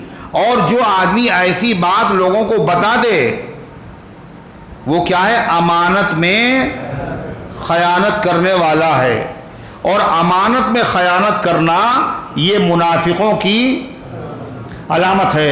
اور ایسے کتنے لوگ ہمارے درمیان میں پائے جاتے ہیں بتائیے، ہے نا؟ کتنے لوگ پائے جاتے ہیں؟ یہ منافق کون سا ہے؟ نفاق عملی ہے۔ اللہ اس نفاق سے بھی ہر مسلمان کو بچنے کی توفیق عطا فرمائے۔ تو حضور پاک صلی اللہ علیہ وسلم حضرت حذیفہ رضی اللہ عنہ کو بتائے اور کسی کو نہیں بتائے۔ اور باقی جو منافق تھے ان کے نام اللہ تعالیٰ نے حضور پاک صلی اللہ علیہ وسلم کو بھی نہیں بتائے۔ اللہ کہتا ہے نعلمہم، ہم ان کو جانتے ہیں، انت لا تعلمہم، اے پیغمبر آپ ان کو نہیں جانتے۔ جب نبی نہیں جانتے ہیں تو مسلمان ان کو کہاں سے جانیں گے؟ ایسے منافق۔ مگر 14 ایسے تھے جن کے نام بتا دیے۔ اب کیا ہوا؟ اب وہ تو راز کی بات تھی، مگر جو آدمی کامل ایمان والا ہوتا ہے وہ ڈرتا بہت ہے، اور جو کمزور ایمان والا ہوتا ہے وہ بالکل نہیں ڈرتا۔ جتنا مکمل ایمان ہوگا اتنا وہ دوسروں کو بارے میں نہیں، اپنے بارے میں اللہ تعالیٰ سے ڈرے گا۔ بعض صحابہ ایسے تھے، ان میں سے ایک صحابی کا نام ہے حضرت حنظلہ، اور حنظلہ نام کے 2 صحابی ہیں، حنظلہ ابن ربیع اور ایک حنظلہ دوسرے صحابی ہیں۔ ایک وہ ہیں جو غسیل الملائکہ ہیں، جن کو شہادت کے بعد فرشتوں نے نہلایا تھا، وہ غسیل الملائکہ دوسرے، یہ حنظلہ دوسرے۔ یہ حنظلہ نکلے اور صدیق اکبر سے ملاقات ہوئی، بڑے گھبرائے ہوئے۔ کیا ہوا بھائی؟ بہت گھبرائے ہوئے۔ کہلے نافقہ حنظلہ، حنظلہ منافق۔ کہلے کیا کہہ رہے ہو تم؟ کہا کہ بات یہ ہے کہ اللہ کے نبی صلی اللہ علیہ وسلم کی مجلس میں جب ہم ہوتے ہیں تو ہماری کیفیت کچھ اور ہوتی ہے، اور جب گھر جاتے ہیں تو ہمارا وہ حال نہیں رہتا۔ بدل گئے حضور کے سامنے کیسے اور حضور کے بعد کیسے۔ وہ سمجھے یہی نفاق ہے اور ڈر گئے۔ تو حضرت صدیق اکبر نے کہا جو سب سے بڑے مومن ہیں انبیاء کے بعد، ان سے بڑا کوئی مومن نہیں، سب سے بڑے مومن اور سب سے پہلے ایمان لانے والے، اللہ کے رسول صلی اللہ علیہ وسلم کو صدیق اکبر کو تولا گیا تو حضور کا ترازو کا پلہ جھک گیا۔ پھر صدیق اکبر کو تولا گیا اور فاروق اعظم کو تو وہ پلہ جھکا جس میں صدیق اکبر تھے۔ ایک روایت میں ہے پوری امت کو تولا گیا تو صدیق اکبر کا پلہ جھک گیا۔ ایسے ایمان۔ مگر صدیق اکبر نے بھی کیا کہا؟ حنظلہ ارے تم نے تو عجیب بات کہی، یہ حال تمہارا نہیں ہے، یہ تو ہمارا بھی ہے۔ اللہ کے نبی کی محفل میں جب ہوتے ہیں تو حال کچھ اور ہوتا ہے، اور گھر جب چلے جاتے ہیں تو پھر اس کے بعد حال ہمارا بدل جاتا ہے۔ لہذا یہ دونوں کہاں پہنچے؟ اللہ کے رسول صلی اللہ علیہ وسلم کی خدمت میں، اور گھبرائے ہوئے اور جا کے عرض کیا، اے اللہ کے رسول، ہم لوگ تو منافق ہیں، آپ کے سامنے کچھ اور باہر کچھ۔ آپ نے فرمایا یہ نفاق نہیں ہے، یہ حالت میری صحبت میں آ کر جو تمہاری ہوتی ہے یہ ایک حالت ہے، یہ کبھی کبھی ہوتی ہے۔ یہ حالت ایک جیسی کسی آدمی کی ہمیشہ نہیں رہتی۔ کبھی نماز میں دل لگتا ہے اور کبھی نماز بھاری معلوم ہوتی ہے۔ ارے ہوتا نہیں ہوتا، کبھی جی بہت چاہتا کبھی نہیں چاہتا، ایک جیسی کیفیت نہیں رہتی۔ اور آپ نے فرمایا پتہ ہے تمہیں، اگر ایک جیسی کیفیت تمہاری رہتی تو فرشتے تمہارے بستروں پر آ کر تم سے مصافحہ کرتے۔ ایک جیسی کیفیت نہیں رہتی۔ حضرت تھانوی رحمۃ اللہ علیہ کے استاذ، دارالعلوم دیوبند کے صدر مدرس حضرت مولانا یعقوب نانوتوی رحمۃ اللہ علیہ نے فرمایا، اس کا یہ مطلب نہیں ہے فرشتے مصافحہ کرتے فرشتے تم سے افضل ہیں، بلکہ حضرت یہ فرمانا چاہتے ہیں کہ تم فرشتوں کی طرح بننا چاہتے ہو؟ فرشتوں کی حالت نہیں بدلتی، ایک جیسی رہتی ہے۔ کہ تم فرشتوں کے جیسے بننا چاہتے ہو، حالانکہ تمہارا مقام فرشتوں سے بھی اعلیٰ ہے۔ تو غرضے کی وہ ڈرتے تھے تو ان کو اندیشہ ہوتا، ہم لوگوں کو ڈر تو لگتا نہیں ہے، 50 جھوٹ بولنے کے بعد بھی کوئی مسئلہ نہیں، ذرہ برابر جو شرمندگی ہو، اللہ ہمیں معاف فرمائے۔ اور اللہ تعالی ہم سب کو سچ بولنے کی اور ایمان والوں کی اللہ صفات ہم سب کے اندر پیدا فرمائے، اور ایک ایک نفاق کی خصلت سے اللہ ہر ایمان والے اور ایمان والی کو بچائے۔ تو اللہ تعالیٰ نے ان کی علامتیں بتائیں، قرآن میں کیا کہا تفصیل سے، اور کیا کہا وَمِنَ النَّاسِ مَن يَقُولُ آمَنَّا بِاللَّهِ وَبِالْيَوْمِ الْآخِرِ، لوگوں میں سے بعض ایسے ہیں جو دعویٰ کرتے ہیں اللہ پر ایمان رکھتے ہیں اور آخرت پر ایمان رکھتے ہیں۔ اللہ تعالیٰ کیا کہتا ہے وَمَا هُمْ بِمُؤْمِنِينَ، ان کے چکر میں نہ آنا، دھوکہ نہ کھا جانا، یہ مومن نہیں ہیں۔ جو دل سے مومن ہو وہی مومن ہے، اور ان کے دل میں ایمان کبھی نہیں تھا، خالی زبانی قوالی ہے۔ پھر کیا کہا، اچھا پھر یہ ایمان کا دعویٰ کیوں کرتے ہیں؟ جب مومن ہے نہیں تو کرتے کیوں؟ اللہ کہہ رہا یخادعون اللہ والذین آمنوا، یہ دھوکہ دینا چاہتے ہیں اللہ کو اور ایمان والوں کو، لیکن نہ اللہ کو دھوکہ دیا جا سکتا، کوئی سوال نہیں پیدا ہوتا، اور ایمان والوں کو بھی دھوکہ یہ دینے پہ قادر نہیں۔ کیوں دھوکہ دیں گے؟ مگر اللہ تبارک و تعالیٰ اپنے نبی کے ذریعے سے ایمان والوں کو بتا دے گا، ان کا راز فاش ہو جائے گا۔ یہ دھوکہ فرمایا وَمَا يَخْدَعُونَ إِلَّا أَنفُسَهُمْ وَمَا يَشْعُرُونَ، اور یہ دھوکہ نہیں دے رہے ہیں کسی کو مگر اپنے آپ کو دھوکہ دے رہے ہیں اور سمجھ بھی نہیں رہے۔ کیوں؟ دھوکہ دینے کا خمیازہ اور سزا کسے بھگتنا پڑے گی؟ کس کو؟ مسلمانوں کو یا ان کو؟ انہی کو بھگتنا پڑے گی۔ تو اس کا مطلب کیا ہوا؟ دھوکہ مسلمانوں کو نہیں دے رہے ہیں بلکہ اپنے آپ کو دے رہے ہیں۔ پھر کیا کہا اللہ تعالیٰ فی قلوبہم مرض، ان منافقوں کے دل میں بیماری ہے۔ کیا ہے بیماری؟ کسے کہتے ہیں؟ مزاج میں اگر اعتدال ہو، بیلنس برابر ہو، اس کا نام صحت ہے، اور بیلنس اگر بگڑ جائے بولو اسی کا نام بیماری ہے۔ شوگر ہونا ضروری ہے نا؟ کرے نہیں ضروری، یہ دیکھیے اگر لو ہو جائے تو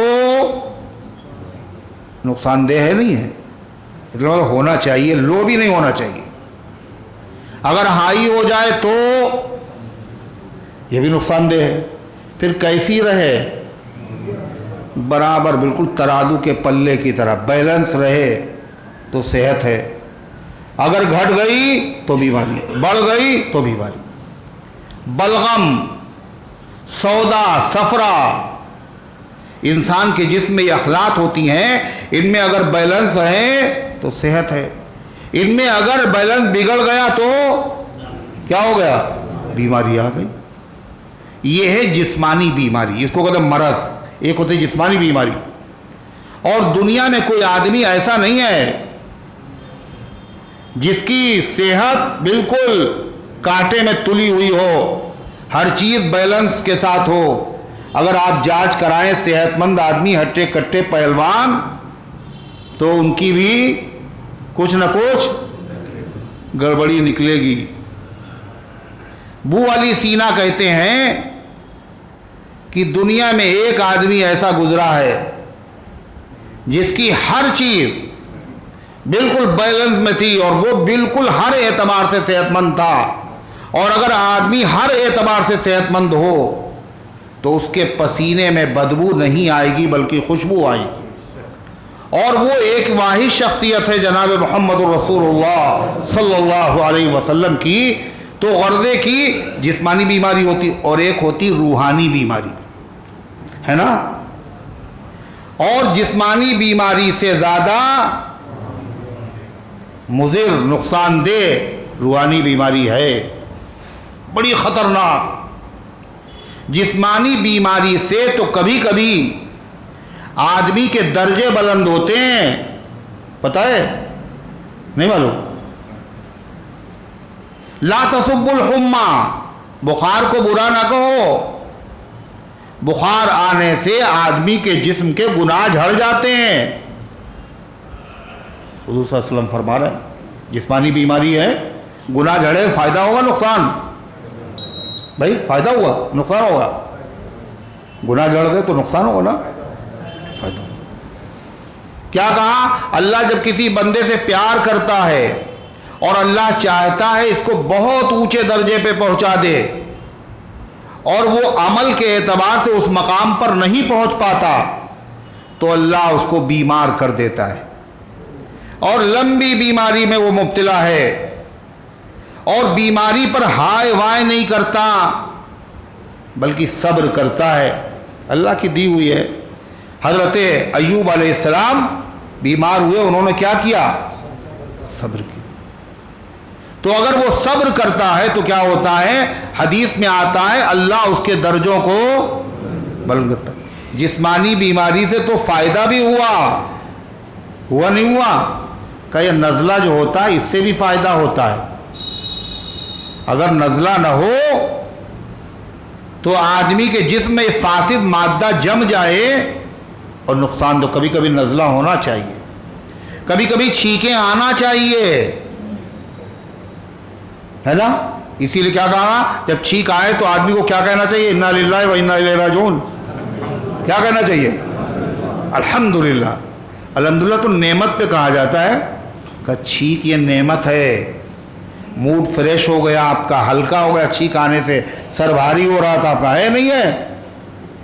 تو یہ جسمانی بیماریاں، ان سے فائدہ بھی ہوتا ہے جسم کا اور روحانی فائدہ بھی ہوتا ہے. اس سے کیا ہوتا ہے؟ گناہ جھڑ جاتے ہیں اور درجے بلند ہو جاتے ہیں. مگر روحانی بیماری بڑی خطرناک ہے. یہ بیماری اگر آدمی کو لگ گئی تو پتہ ہے آپ کو، جسم بھی آدمی کا گھلتا ہے اور لوگوں میں بدنام بھی ہوتا ہے اور مرنے کے بعد سیدھا یہ جہنم میں جائے گا، عذاب میں مبتلا ہوگا. روحانی بیماری کیا ہے؟ حسد، دوسرے کی نعمتوں کو دیکھ کر جلنا. روحانی بیماری، جسمانی؟ روحانی. کبھی آپ نے ایکس رے کرایا ہو تو اس میں حسد کی بیماری آئی؟ الٹرا ساؤنڈ وغیرہ میں آئی کبھی؟ جسمانی بیماری، یہ روحانی بیماری ہے. حسد ہے، بغض ہے، کینہ ہے، نفاق ہے، عداوت ہے، کسی سے جلنا ہے. یہ کیا ہے؟ روحانی بیماری. اور تمام بیماریوں میں روحانی سب سے بڑی بیماری کیا ہے پتہ ہے؟ کفر اور شرک ہے. دھوکہ دینا کسی کو، یہ روحانی بیماری ہے. اور جو آدمی کفر اور شرک میں مبتلا ہوا اس بیماری میں، تو یہ ایسا روگ ہے جس کے بعد کہاں جائے گا؟ وہ ہمیشہ جہنم میں جائے گا. اللہ فرماتا فی قلوبہم مرض، ان کے دلوں میں بیماری ہے منافقوں کی. کون سی بیماری؟ نفاق کی بیماری، کفر چھپاتے ہیں، ایمان کا اظہار کرتے ہیں۔ دھوکے کی بیماری ہے، مسلمانوں سے، اسلام کی ترقی سے جلنے کی بیماری ہے، کینہ ہے، عداوت ہے ان کے دل میں۔ یہ بظاہر کلمہ پڑھتے ہیں مگر جب اسلام کو، مسلمانوں کو غلبہ ملتا ہے تو ان کے دل کے اوپر سانپ لوٹتے ہیں۔ اللہ کیا کہتا ہے؟ قُلْ مُوتُوا بِغَيْظِكُمْ، ان سے کہتا ہوں مر جاؤ اپنے غصے کی وجہ سے۔ یعنی اسلام کی ترقی رکے گی نہیں، مر جاؤ جبھی تمہیں جلن اور حسد سے نجات ملے گی۔ تو ان کے دل میں کیا ہے؟ ایک تو کفر چھپا ہوا، دوسرے یہ حسد کرتے ہیں، جلتے ہیں اسلام و مسلمانوں کی ترقی سے۔ فزادہم اللہ مرضا، اللہ نے ان کی بیماری اور بڑھا دی۔ کیسے بڑھا دی؟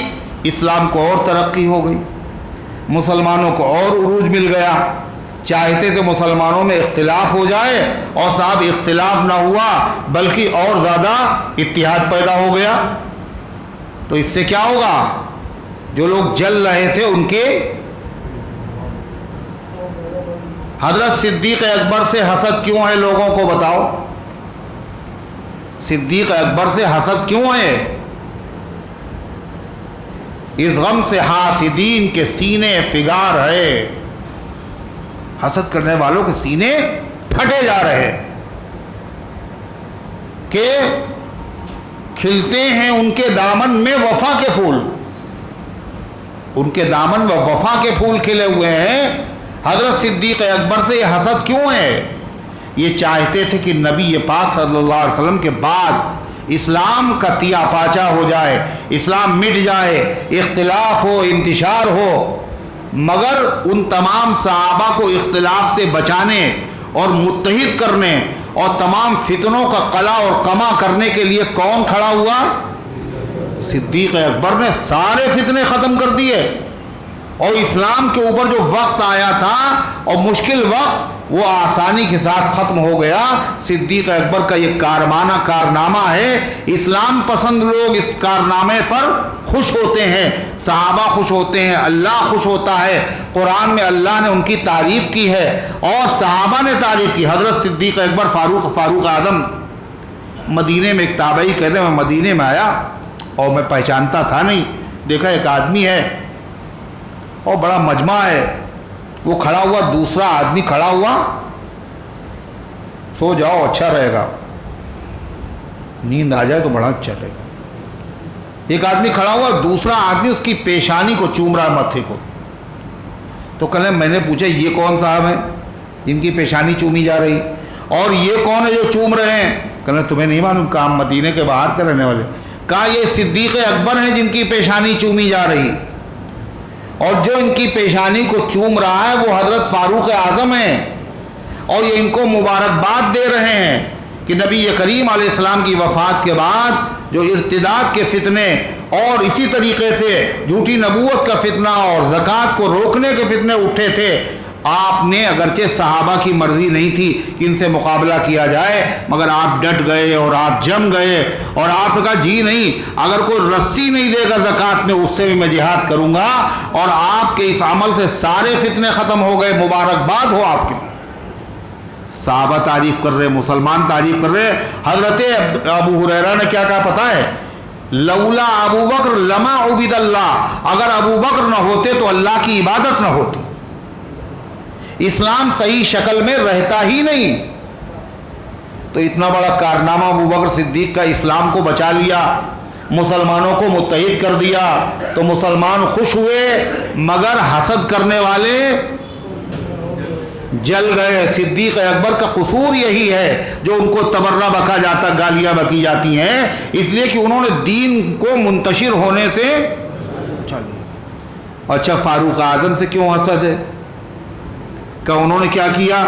صدیق اکبر نے بنیاد رکھی تھی، انہوں نے محل تعمیر کر دیا ہے۔ 22 لاکھ مربع میل پر فاروق اعظم کے زمانے میں اسلامی پرچم لہرانے لگا، اور اللہ کے نبی نے یہی کہہ کر کے اللہ سے دعا مانگی تھی، اے اللہ اسلام کو عمر کے ذریعے سے غلبہ عطا فرما، اور اللہ کے نبی کی دعا قبول ہوئی اور اسلام کو غلبہ ملا حضرت عمر سے۔ کب سے؟ کس دن سے؟ ارے کس دن سے؟ جب سے مسلمان ہوئے۔ کیسے غلبہ ملا؟ ابھی میں نے بتایا تھا کہ شروع میں نماز میں دھیرے دھیرے قرآن پڑھا جاتا تھا، اور کچھ نمازوں میں زور سے ڈر کے مارے اور کہیں سن نہ لیں۔ فاروق اعظم جیسے ہی مسلمان ہوئے تو کیا ہوا؟ اللہ کے نبی نے، تمام صحابہ نے خوشی اور مسرت میں نعرہ لگایا۔ کون سا نعرہ تھا وہ؟ یا وارث، یا غوث المدد، مشکل کشا، کون سا نعرہ تھا؟ اللہ اکبر وربک فکبر۔ اللہ کہتا ہے اپنے رب کی کبریائی بیان کی، اپنے نبی سے کہہ رہا ہے نعرہ جب بھی لگے تو کون سا لگے؟ نعرہ رسالت۔ وربک فکبر، اللہ اکبر کہیے، اللہ اکبر نبی نے کہا، اتنی زور سے صحابہ نے کہا کہ پورا مکہ گونج گیا۔ کہا دھیرے دھیرے قرآن پڑھا جا رہا تھا نماز میں، اور کہا عمر کے اسلام لاتے ہی پورا مکہ اللہ اکبر کی آواز سے گونج گیا۔ اور پھر وہ ہوا جو اس سے پہلے کبھی نہ ہوا تھا، اسلام جو دار ارقم میں چھپا ہوا تھا، فاروق اعظم کے اسلام لانے سے دار ارقم سے اسلام باہر نکلا اور کہاں پہنچا؟ حرم میں پہنچ گیا۔ اور پہلی تاریخ تھی، پہلا دن تھا کہ جماعت کے ساتھ مسلمانوں نے حرم میں نماز پڑھی فاروق اعظم کے اسلام لاتے ہی۔ اور بات یہیں پہ ختم نہیں ہوئی، فاروق اعظم سے اسلام کو غلبہ ملا، سارے مسلمان خوش، نبی خوش، علی خوش، صحابہ خوش، تابعین خوش، تمام ایمان والے خوش ہیں۔ اور زمین والے ہی نہیں، آسمان والے بھی خوش ہیں۔ فرشتے جبریل آ گئے، لقد استبشر اہل السماء باسلام عمر، عمر کے اسلام لانے پر آسمان والے بھی خوشیاں منا رہے ہیں، مگر اسلام لانے سے عمر کے ایک کو تکلیف ہوئی، جو اسلام کا دشمن تھا، جو اسلام کو مغلوب کرنا چاہتا تھا۔ اور وہ کون ہے؟ ارے نہیں سمجھ میں آ رہا، وہ کون ہے؟ عبداللہ ابن ابی منافق بتا رہے، وہ چیلا ہے، اصلی گرو کون ہے پتہ ہے؟ جو حضرت عمر کے سائے سے بھاگتا ہے، کون ہے وہ؟ شیطان ہے وہ۔ آپ نے فرمایا میں نے انسانوں میں سے شیطانوں کو دیکھا اور جنوں میں سے شیطانوں کو دیکھا، دونوں عمر کے سائے سے بھاگتے۔ انسانوں میں شیطان ہوتے اور جنوں میں بھی ہوتے ہیں، اور کل بھی بھاگتے تھے اور آج بھی بھاگتے ہیں۔ ایک بار نام حیدر و عثمان لیجئے اور چہرے منافقین کے پہچان لیجئے، نام نامی لے کے ان کا جانچ لو ایمان کو، کس کا دل روشن ہوا، کس پر غبار آنے لگا۔ مسلمانوں کے دل کے اوپر تو تازگی اور چہرے کے اوپر چہرے کھل جاتے جب صحابہ کا ذکر ہوتا ہے، اور منافقین کے چہرے دھواں ہو جاتے ہیں۔ آج بھی یہ نام میں تاثیر ہے۔ حضرت عمر سے اس لیے دشمنی، ان سے حسد، مگر اسلام کی ترقی کر رہا ہے تو اللہ کا نام مرض تھا، جل رہے تھے، اللہ نے ان کو مرض کو اور بڑھا دیا۔ حضرت عثمان غنی کے زمانے میں پتہ ہے 42 لاکھ مربع میل پر اسلامی پرچم لہرایا، تو اسلام بڑھا یا گھٹا؟ بڑھا۔ اللہ نے ان کے مرض کو اور بڑھا دیا۔ اسی لیے یہ لوگ حضرت عثمان غنی کو شہید کرنے کے لیے آئے، اور اسی لیے انہوں نے آگے حضرت علی رضی اللہ عنہ کی شہادت کا پروگرام بنایا، اور پھر حضرت معاویہ رضی اللہ تعالیٰ عنہ کے زمانے میں 64 لاکھ مربع میل پر اسلامی پرچم لہرایا۔ کتنا؟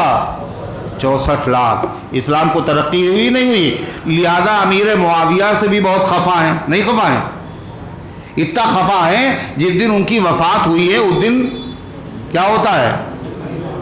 ارے پوری دنیا میں ٹکیا کا مہینہ، کیوں؟ حضرت معاویہ مر گئے تھے، اس تاریخ میں انتقال ہو گیا تھا ان کا، ہے نا؟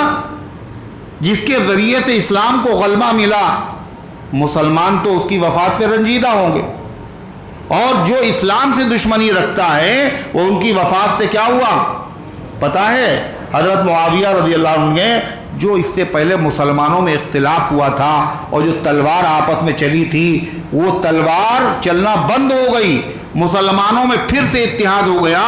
حضرت حسن رضی اللہ عنہ نے حضرت معاویہ رضی اللہ عنہ کے ہاتھ پر بیعت کر لی، کوئی اختلاف نہیں، سارے صحابہ پھر سے کیا ہو گئے؟ پھر سے متفق ہو گئے۔ اس لیے ان کو حضرت حسن بھی نہیں اچھے لگتے، حضرت حسن پسند نہیں ہے، کیوں؟ صلح کر لی، اتفاق ہو گیا، اتحاد ہو گیا، اس لیے حسن کا ذکر زیادہ نہیں ہوتا، کیوں؟ صلح کر لی تھی۔ اور جب انہوں نے بیعت کی امیر معاویہ رضی اللہ عنہ کے ہاتھ پر تو حضرت حسین رضی اللہ عنہ نے بھی، کوئی ایک صحابی ایسا نہیں ہے جس نے حضرت معاویہ رضی اللہ عنہ کا زمانہ پایا ہو اور ان کے ہاتھ پر بیعت نہ کی ہو، ان سے اختلاف کیا ہو۔ اس لیے منافق کیا تھے؟ ان کے دلوں میں مرض ہے، اللہ کا فی قلوبہم مرض، ان کے دلوں میں مرض ہے، فزادہم اللہ مرضا، اللہ نے ان کے مرض کو اور بڑھا دیا۔ پہلے ایک قرآن کی آیت کا انکار کرتے تھے، پھر دوسری قرآن کی آیت نازل ہو گئی، اب اس کا بھی انکار کیا۔ تو پہلے انکار تھا ایک آیت کا، اب 2 آیتوں کا، اور پھر پورا قرآن نازل ہو گیا 6666 آیتیں۔ تو کفر کیا ہوا؟ مرض بڑھے گا گھٹے گا؟ فزادہم اللہ مرضا ولہم عذاب علیم، اور ان کے لیے دردناک عذاب ہے، اور کافروں کے لیے عذاب عظیم ہے، ان کے لیے عذاب علیم ہے۔ عذاب عظیم بھی ان کے لیے ہے اور عذاب علیم بھی ان کے لیے ہے، اس لیے کہ ان کے اندر کفر بھی ہے اور کفر کے ساتھ ساتھ دھوکہ بھی ہے۔ اللہ فرماتا کس وجہ سے عذاب علیم ہے؟ بما کانوا یکذبون، اس لیے کہ یہ جھوٹ بولتے تھے، یہ نہیں بات، جھوٹ تو آج بھی لوگ بولتے ہیں، بہت لوگ بولتے ہیں، پھر کیوں ہوتا ہے؟ بما کانوا یکذبون، یہ جھوٹ کہتے تھے۔ کیا جھوٹ کہتے تھے؟ کیا چیز جھوٹ کہتے تھے؟ شروع آیت میں کیا کہا؟ یہ کیا کہتے ہیں؟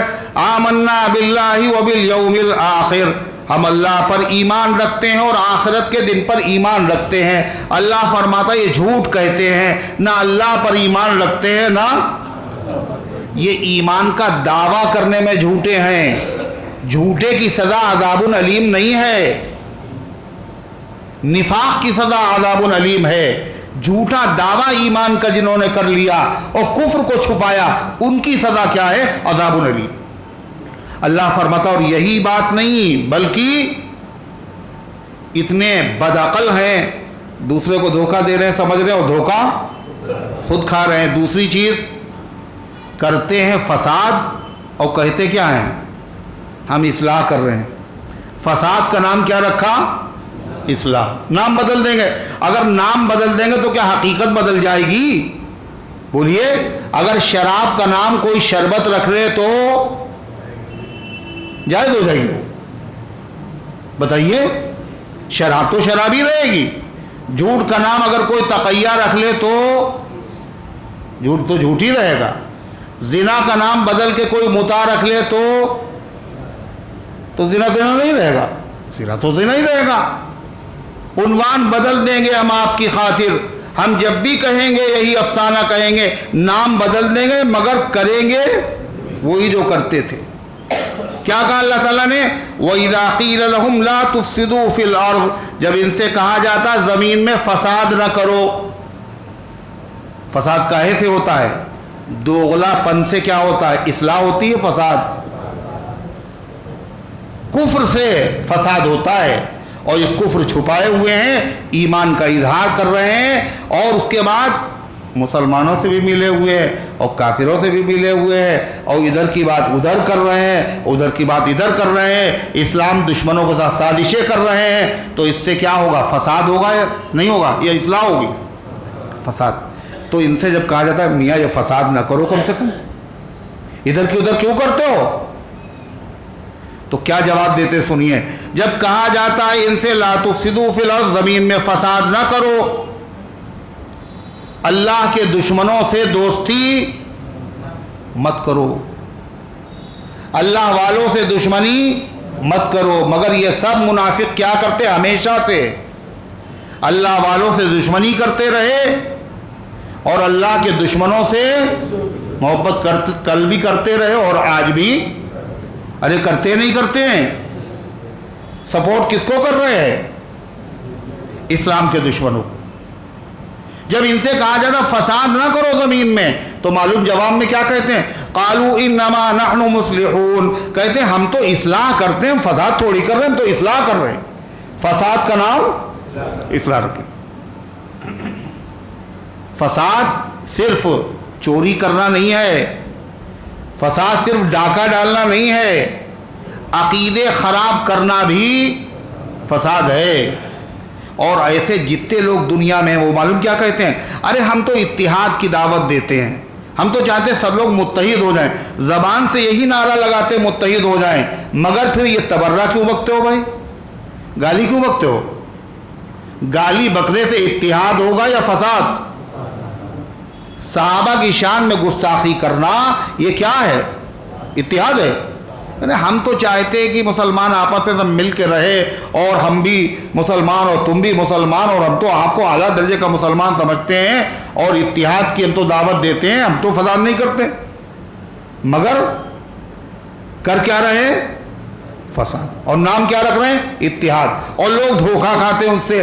قالوا انما نحن مصلحون. تو جواب میں کہتے ہیں ہم فساد نہیں کرتے، ہم تو اصلاح کرتے. اللہ جواب دے رہا ہے. اللہ کو تو پتہ ہی کیا کر رہے، فساد کر رہے یا اصلاح. سنیے کیا قرآن نے جواب دیا. الا انہم هم المفسدون. باخبر ہو جاؤ، دھوکے میں نہ آنا، یہی ہے فسادی. یہ کہہ رہے ہیں ہم اصلاح کرتے ہیں، هم المفسدون. الا یہ آتا ہے باخبر کرنے کے لیے، ہوشیار کرنے کے لیے. الا باخبر ہو جاؤ. انہم بے شک یہی لوگ، ہم المفسدون یہی فسادی ہیں جو اپنے آپ کو کہہ رہے ہیں ہم اصلاح کرنے والے ہیں. اصلاح کرنے والے نہیں، یہ فساد کرنے والے ہیں. اور اتنے بدعقل ہیں وہم لا ولکن لا یشعرون، لیکن سمجھتے نہیں ہیں، بلکہ یہ فساد کو کیا سمجھ رہے ہیں؟ اصلاح. اور جھگڑے کو کیا سمجھ رہے ہیں؟ اتحاد. ہے نا؟ وہم لا یشعرون. اور اللہ فرماتا ہے ان کا فساد سنو. وَإِذَا قِيلَ لَهُمْ آمِنُوا كَمَا آمَنَ النَّاسِ. اپنے عیب کو ہنر سمجھ رہے ہیں، فساد کو اصلاح، اور دوسروں کے ہنر کو عیب سمجھ رہے ہیں. یہ کیا ہے؟ یہ پاگل پن ہے نہیں ہے؟ ہنر کو عیب سمجھنا عقل مندی ہے، اور عیب کو ہنر سمجھنا یہ عقل مندی ہے. اپنے عیب کو ہنر سمجھ رہے ہیں، فساد کرتے ہو کہتے ہیں ہم اصلاح کر رہے ہیں. اور صحابہ کرام کا ہنر اور ان کا کمال جس کی اللہ نے قرآن میں تعریف کی، کیا تعریف کی اللہ نے قرآن میں صحابہ کی؟ پورا قرآن بھرا ہوا ہے. اور اللہ تعالیٰ نے کیا کہا؟ صحابہ نے جو کچھ بھی کیا، اپنا گھر چھوڑا، اپنا مال قربان کیا، اپنی بیوی بچے قربان کیے، جو کچھ بھی کیا انہوں نے، یہ دولت حکومت کسی کے لیے، کسی چیز کے لیے نہیں کیا. کاہے کے لیے کیا؟ یبتغون فضلا من اللہ ورضوانا.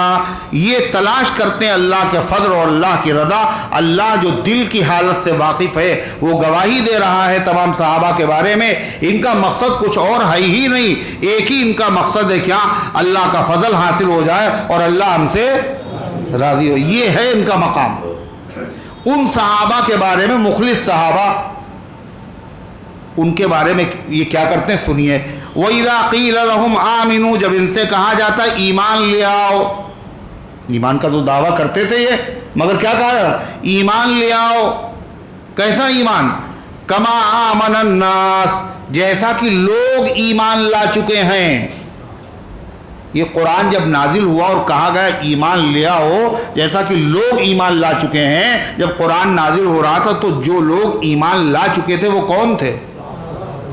اللہ نے قیامت تک کے لیے قرآن میں یہ آیت نازل کی ہے. کیا ایمان ہمارے وہاں وہی قبول ہوگا جو کیسا ہو؟ صحابہ جیسا ایمان. آمنو کما آمن الناس. ویسا ایمان لاؤ. تم تو زبانی دھوکہ دینے کے لیے بظاہر ایمان لاتے ہو، دل میں کفر بھرے ہوئے ہو. صحابہ اخلاص کے ساتھ ایمان لائے ہیں، دل سے بھی اور عمل سے بھی وہ اسلام ایمان لائے ہیں. تو صحابہ جیسا ایمان لاؤ. تو یہ لوگ کیا کہتے ہیں؟ فوراً جو نفاق کی چادر پڑی ہوئی تھی اور جس کے نیچے یہ اپنا چہرہ چھپائے ہوئے تھے کہ ہم مسلمان ہیں، ہم بھی مسلمان ہیں، تم بھی مسلمان ہو، اور دیکھو ہم تمہیں کافر نہیں کہتے ہیں، اور ہم بھی مومن ہیں تم بھی مومن، جو ایمان کا دعویٰ کر کے اپنے چہرے چھپائے ہوئے تھے، اللہ کہتا ساری قلعی ان کی کھل جاتی. نماز میں مسلمانوں کے ساتھ شریک، روزے میں مسلمانوں کے ساتھ شریک، زکوٰۃ بھی دے دیتے ہیں مسلمانوں کی طرح، حج میں بھی چلے جاتے ہیں. ان کو تم پہچان نہیں پاؤ گے، سب کام مسلمانوں جیسے، مگر ان کے دھوکے کی چادر کب اترے گی، ان کی قلعی کب اترے گی، یہ ننگے کب ہوں گے، ان کے دل کا غبار اور ان کی دل کی اصلی حالت کب معلوم ہوگی. اللہ فرماتا ہے پتہ ہے کاہے سے معلوم ہوگی، کاہے سے؟ صحابہ کا ذکر کر دو. کیا کر دو؟ صحابہ کا ذکر. صحابہ کا ذکر گوارا نہیں ہے. نماز میں شریک، روزے میں شریک، زکوٰۃ میں شریک، کلمے میں شریک، قبلے میں شریک، ہر چیز میں شریک ہے، مگر ذکر صحابہ برداشت نہیں ہے. فوراً بلی تھیلے سے باہر آ جائے گی، اور جو غلاظت دل کے اندر بھری ہوئی تھی وہ منہ کے راستے سے ظاہر ہونے لگے گی، اور یہ فوراً صحابہ کی شان میں گالیاں بکنے لگیں گے. یہ منافقوں کی پہچان. سنیے قرآن سے اللہ کیا کہتا ہے، وَإِذَا قِيلَ لَهُمْ آمِنُوا كَمَا آمَنَ النَّاسِ، جب ان سے کہا جاتا ہے ایمان لے آؤ جیسا کہ لوگ ایمان لائے ہیں. اور تمام مفسرین کا اتفاق ہے یہاں لوگ سے مراد صحابہ ہیں، وہی ایمان لائے تھے جب قرآن نازل ہو رہا. تو اللہ کیا کہتا ہے، تو یہ جواب میں کیا کہتے ہیں، قَالُوا وَنُؤْمِنُ كَمَا آمَنَ السُّفَهَاءُ، کیا ہم ویسے ایمان لائیں جیسے بے وقوف لوگ ایمان لائے. صحابہ کو کیا کہہ رہے ہیں؟ بے وقوف. یہ کیا ہے؟ یہ تعریف ہے یا برائی؟ یہ تبرہ ہے یا مدح صحابہ؟ کیا یہ تبرہ ہے؟ سب سے پہلے تبرہ کس نے بکا؟ منافقین. صحابہ کی شان میں گستاخی کس نے کی؟ منافقین نے. کل بھی کی تھی، اور آج جو گستاخی کریں وہ کون ہیں؟ وہی علامت تو پائی جا رہی ہے. نام نامی لے کے ان کا جانچ لو ایمان کو، کس کا دل روشن ہوا، کس پر غبار آنے لگا. صحابہ کا ذکر کیجئے، دیکھیے پھر کیا ہوتا ہے، چہرے دھواں دھواں ہو جاتے ہیں، زبان پہ بھی کنٹرول نہیں رہتا، اور قلم بھی اپنے اختیار میں نہیں رہتا. صحابہ کی برائیاں لکھنا، صحابہ کی برائیاں زبان سے کرنا، یہی مشغلہ، یہی سلسلہ، یہی کاروبار، یہی دین، یہی دھرم، یہی مذہب، اور اسی سے یہ ہمیشہ پہچانے جائیں گے. صحابہ جیسا ایمان کیسا؟ صحابہ جن چیزوں پر ایمان لائے انہی پر ایمان لاؤ. صحابہ جس طرح ایمان لائے ویسے ایمان لاؤ. یہ کسوٹی ہے. کسوٹی کسے کہتے ہیں؟ جس پہ روپیے کو پرکھا جاتا ہے یہ کھرا ہے یا کھوٹا ہے. صحابہ کا ایمان کسوٹی ہے، اس پر ساری دنیا کے ایمان والوں کے ایمان کو پرکھا جاتا ہے. اگر صحابہ جیسا ایمان ہے تو واقعی ایمان ہے، اور اگر اس سے میل نہیں کھاتا تو پھر وہ ایمان نہیں ہے. صحابہ کتنی چیزوں پر ایمان رکھتے؟ ان کے وہ اصول دین کتنے تھے؟ اصول دین، اصول دین سمجھتے ہیں؟ دین کی بنیادی اصول. بتائیے ہے انا للہ و انا الیہ راجعون. کتنے ہیں؟ امہات العقائد، بنیادی عقیدے صرف 3 ہیں. کون کون؟ ایک توحید، ایک رسالت، ایک قیامت. توحید کرنے والی ذات اللہ کی ہے، جو کیا اس نے کیا، جو کرتا ہے وہ کرتا ہے، اور جو کرے گا وہی کرے گا. اللہ کا غیر، اللہ کے بغیر کچھ نہیں کر سکتا، اور اللہ اپنے غیر کے بغیر. توحید. رسالت، اللہ نے نبی بھیجے، کب وہ بھیجے گا، اور سارے نبی معصوم تھے، کسی نبی نے گناہ نہیں کیا، ہے نا؟ یہی قرآن کہتا ہے، یہ حدیث کہتی. مگر منافقین کا عقیدہ اس کے خلاف ہے. وہ کہتے ہیں حضرت آدم نے گناہ کیا تھا. کیا گناہ کیا تھا؟ کہلے حسد کیا تھا. کہلے کس پر حسد کیا تھا؟ کہا ہمارے جو امام ہیں ان کے مرتبے پہ انہوں نے حسد کیا تھا، اور اللہ نے اسی لیے ان کو جنت سے کاہے دل نکالا. قرآن کیا کہتا ہے؟ وَلَا تَقْرَبَا هَٰذِهِ الشَّجَرَةَ فَتَكُونَا مِنَ الظَّالِمِينَ، جنت میں سب کچھ کھا پی سکتے ہو، اس درخت کے قریب نہ جانا۔ فَأَكَلَا مِنْهَا، ان دونوں نے اس درخت کو کھا لیا۔ پھر کیا ہوا؟ فَبَدَتْ لَهُمَا سَوْآتُهُمَا، تو ان کے جسم ایک دوسرے کے سامنے کھل گئے۔ فَطَفِقَا يَخْصِفَانِ عَلَيْهِمَا مِنْ وَرَقِ الْجَنَّةِ، اور آدم اور حوا جنت کے لباس اترنے کے بعد جنت کے درختوں کے پتے اپنے جسم پر چپکانے لگے۔ قرآن کے جب انہوں نے کھایا، کیا کھایا؟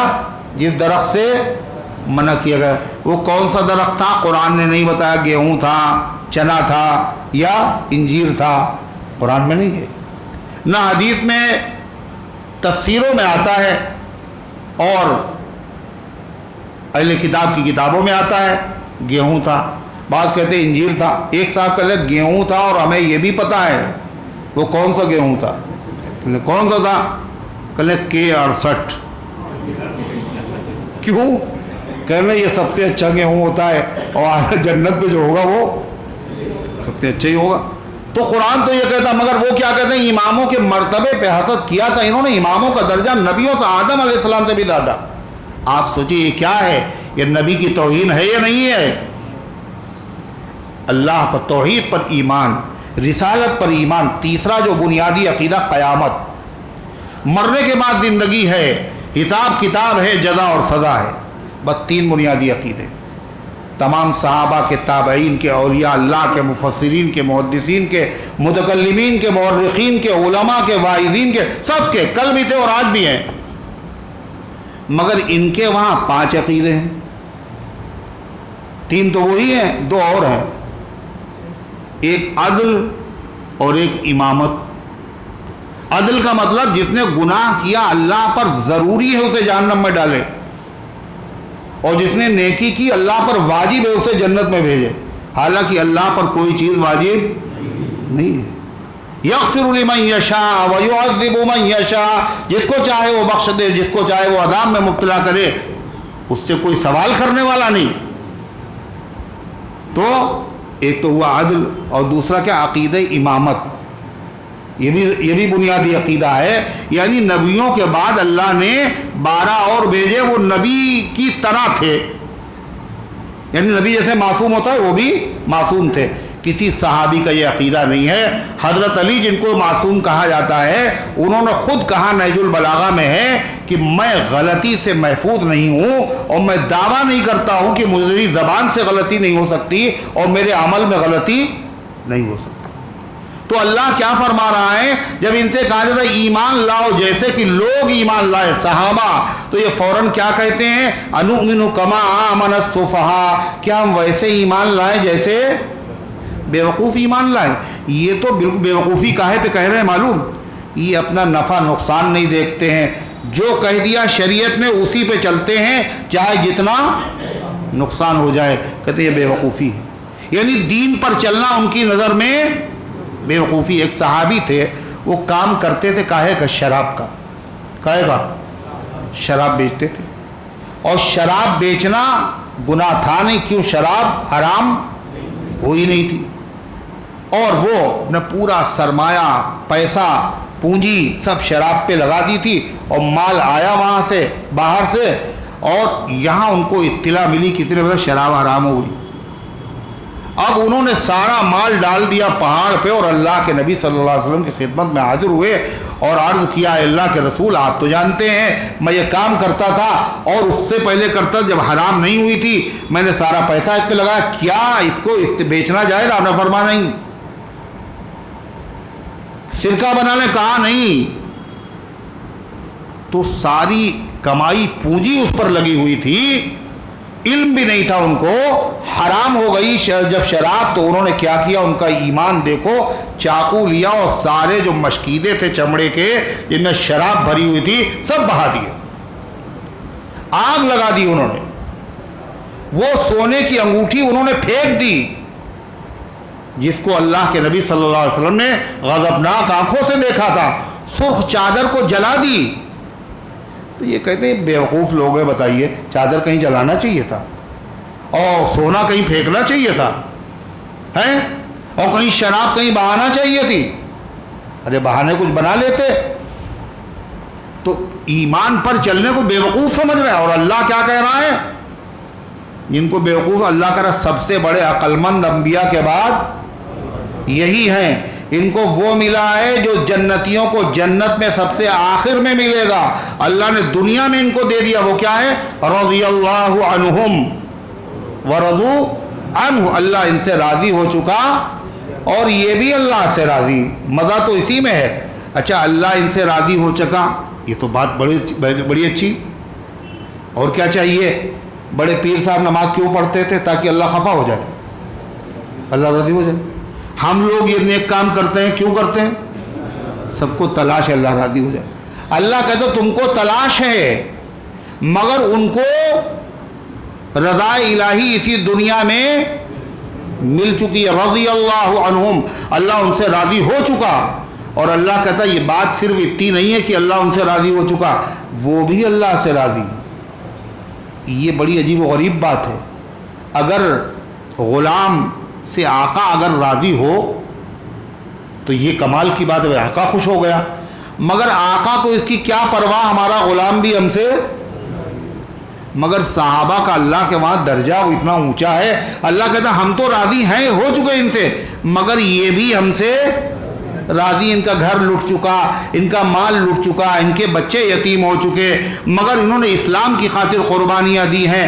اور ان کو افسوس نہیں ہے کہ ہمارا گھر لٹ گیا اور اسلام کی خاطر نے قربانی دی، بلکہ ان کو اس پر ناز ہے کہ اللہ تعالیٰ کے راستے میں یہ چیزیں قبول ہو گئی. جان دی ہوئی اسی کی تھی. حق تو یہ ہے کہ حق ادا نہ ہو. یہ تو یہ کہہ رہے ہیں. اللہ کہہ رہا جو ان کا کمال ہے، ان احمقوں کو وہ عیب نظر آ رہا. اور یہ کیا کہہ رہے ہیں؟ کیا ویسے ایمان لائے جیسے کون ایمان لایا؟ بیوقوف ایمان لائے. مطلب دل سے ایمان لے آئے، نفع نقصان بھی نہ دیکھیں اپنا.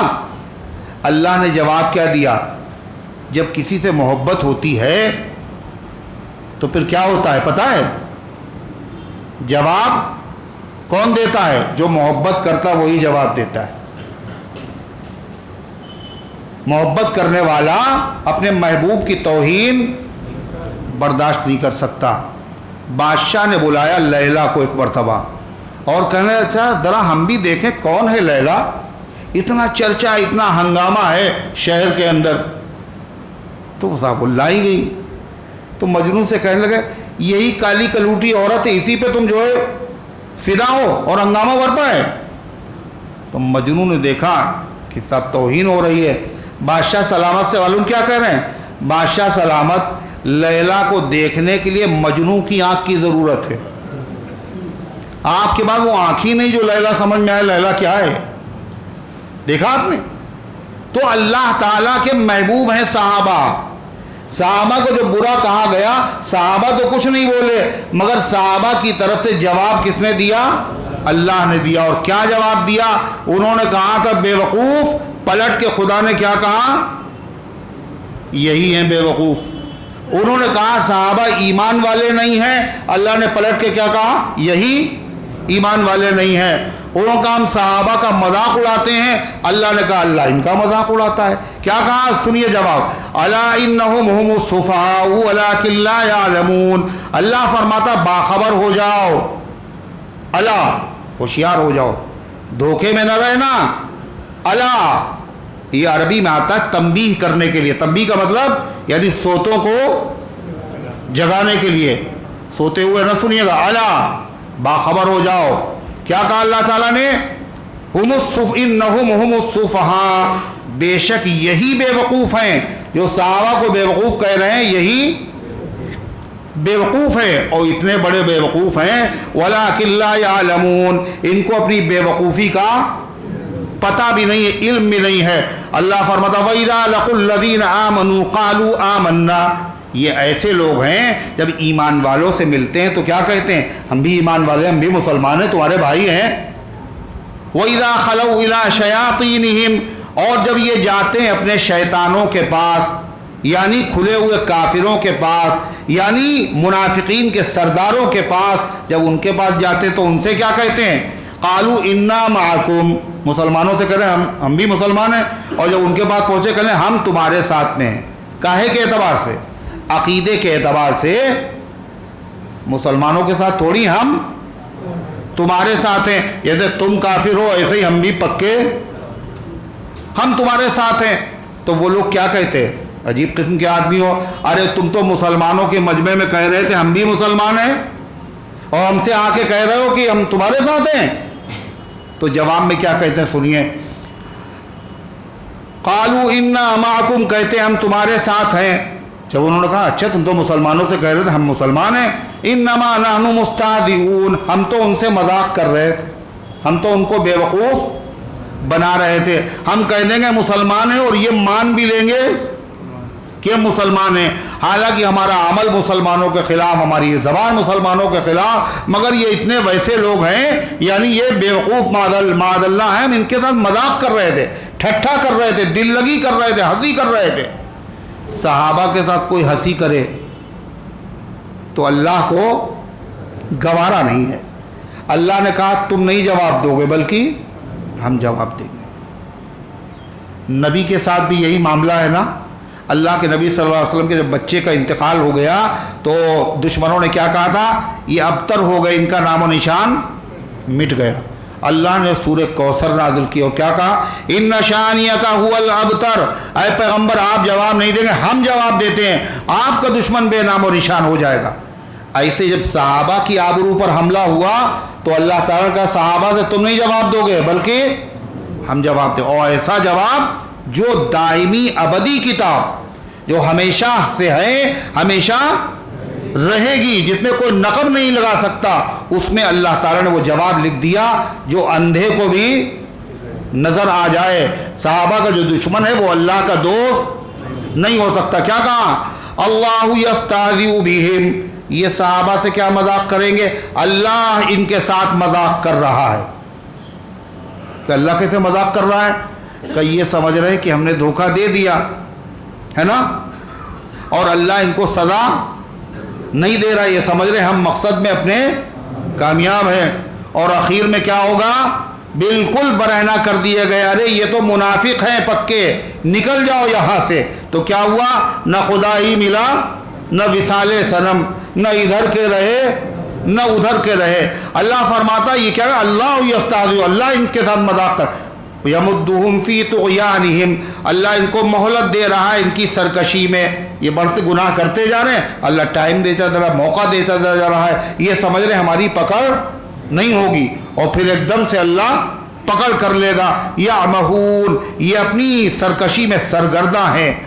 उलाइकल्लज़ीना इश्तरबुज़्ज़लालत बिलहुदा, ये वो लोग हैं जिन्होंने खरीद लिया गुमराही को हिदायत के बदले में।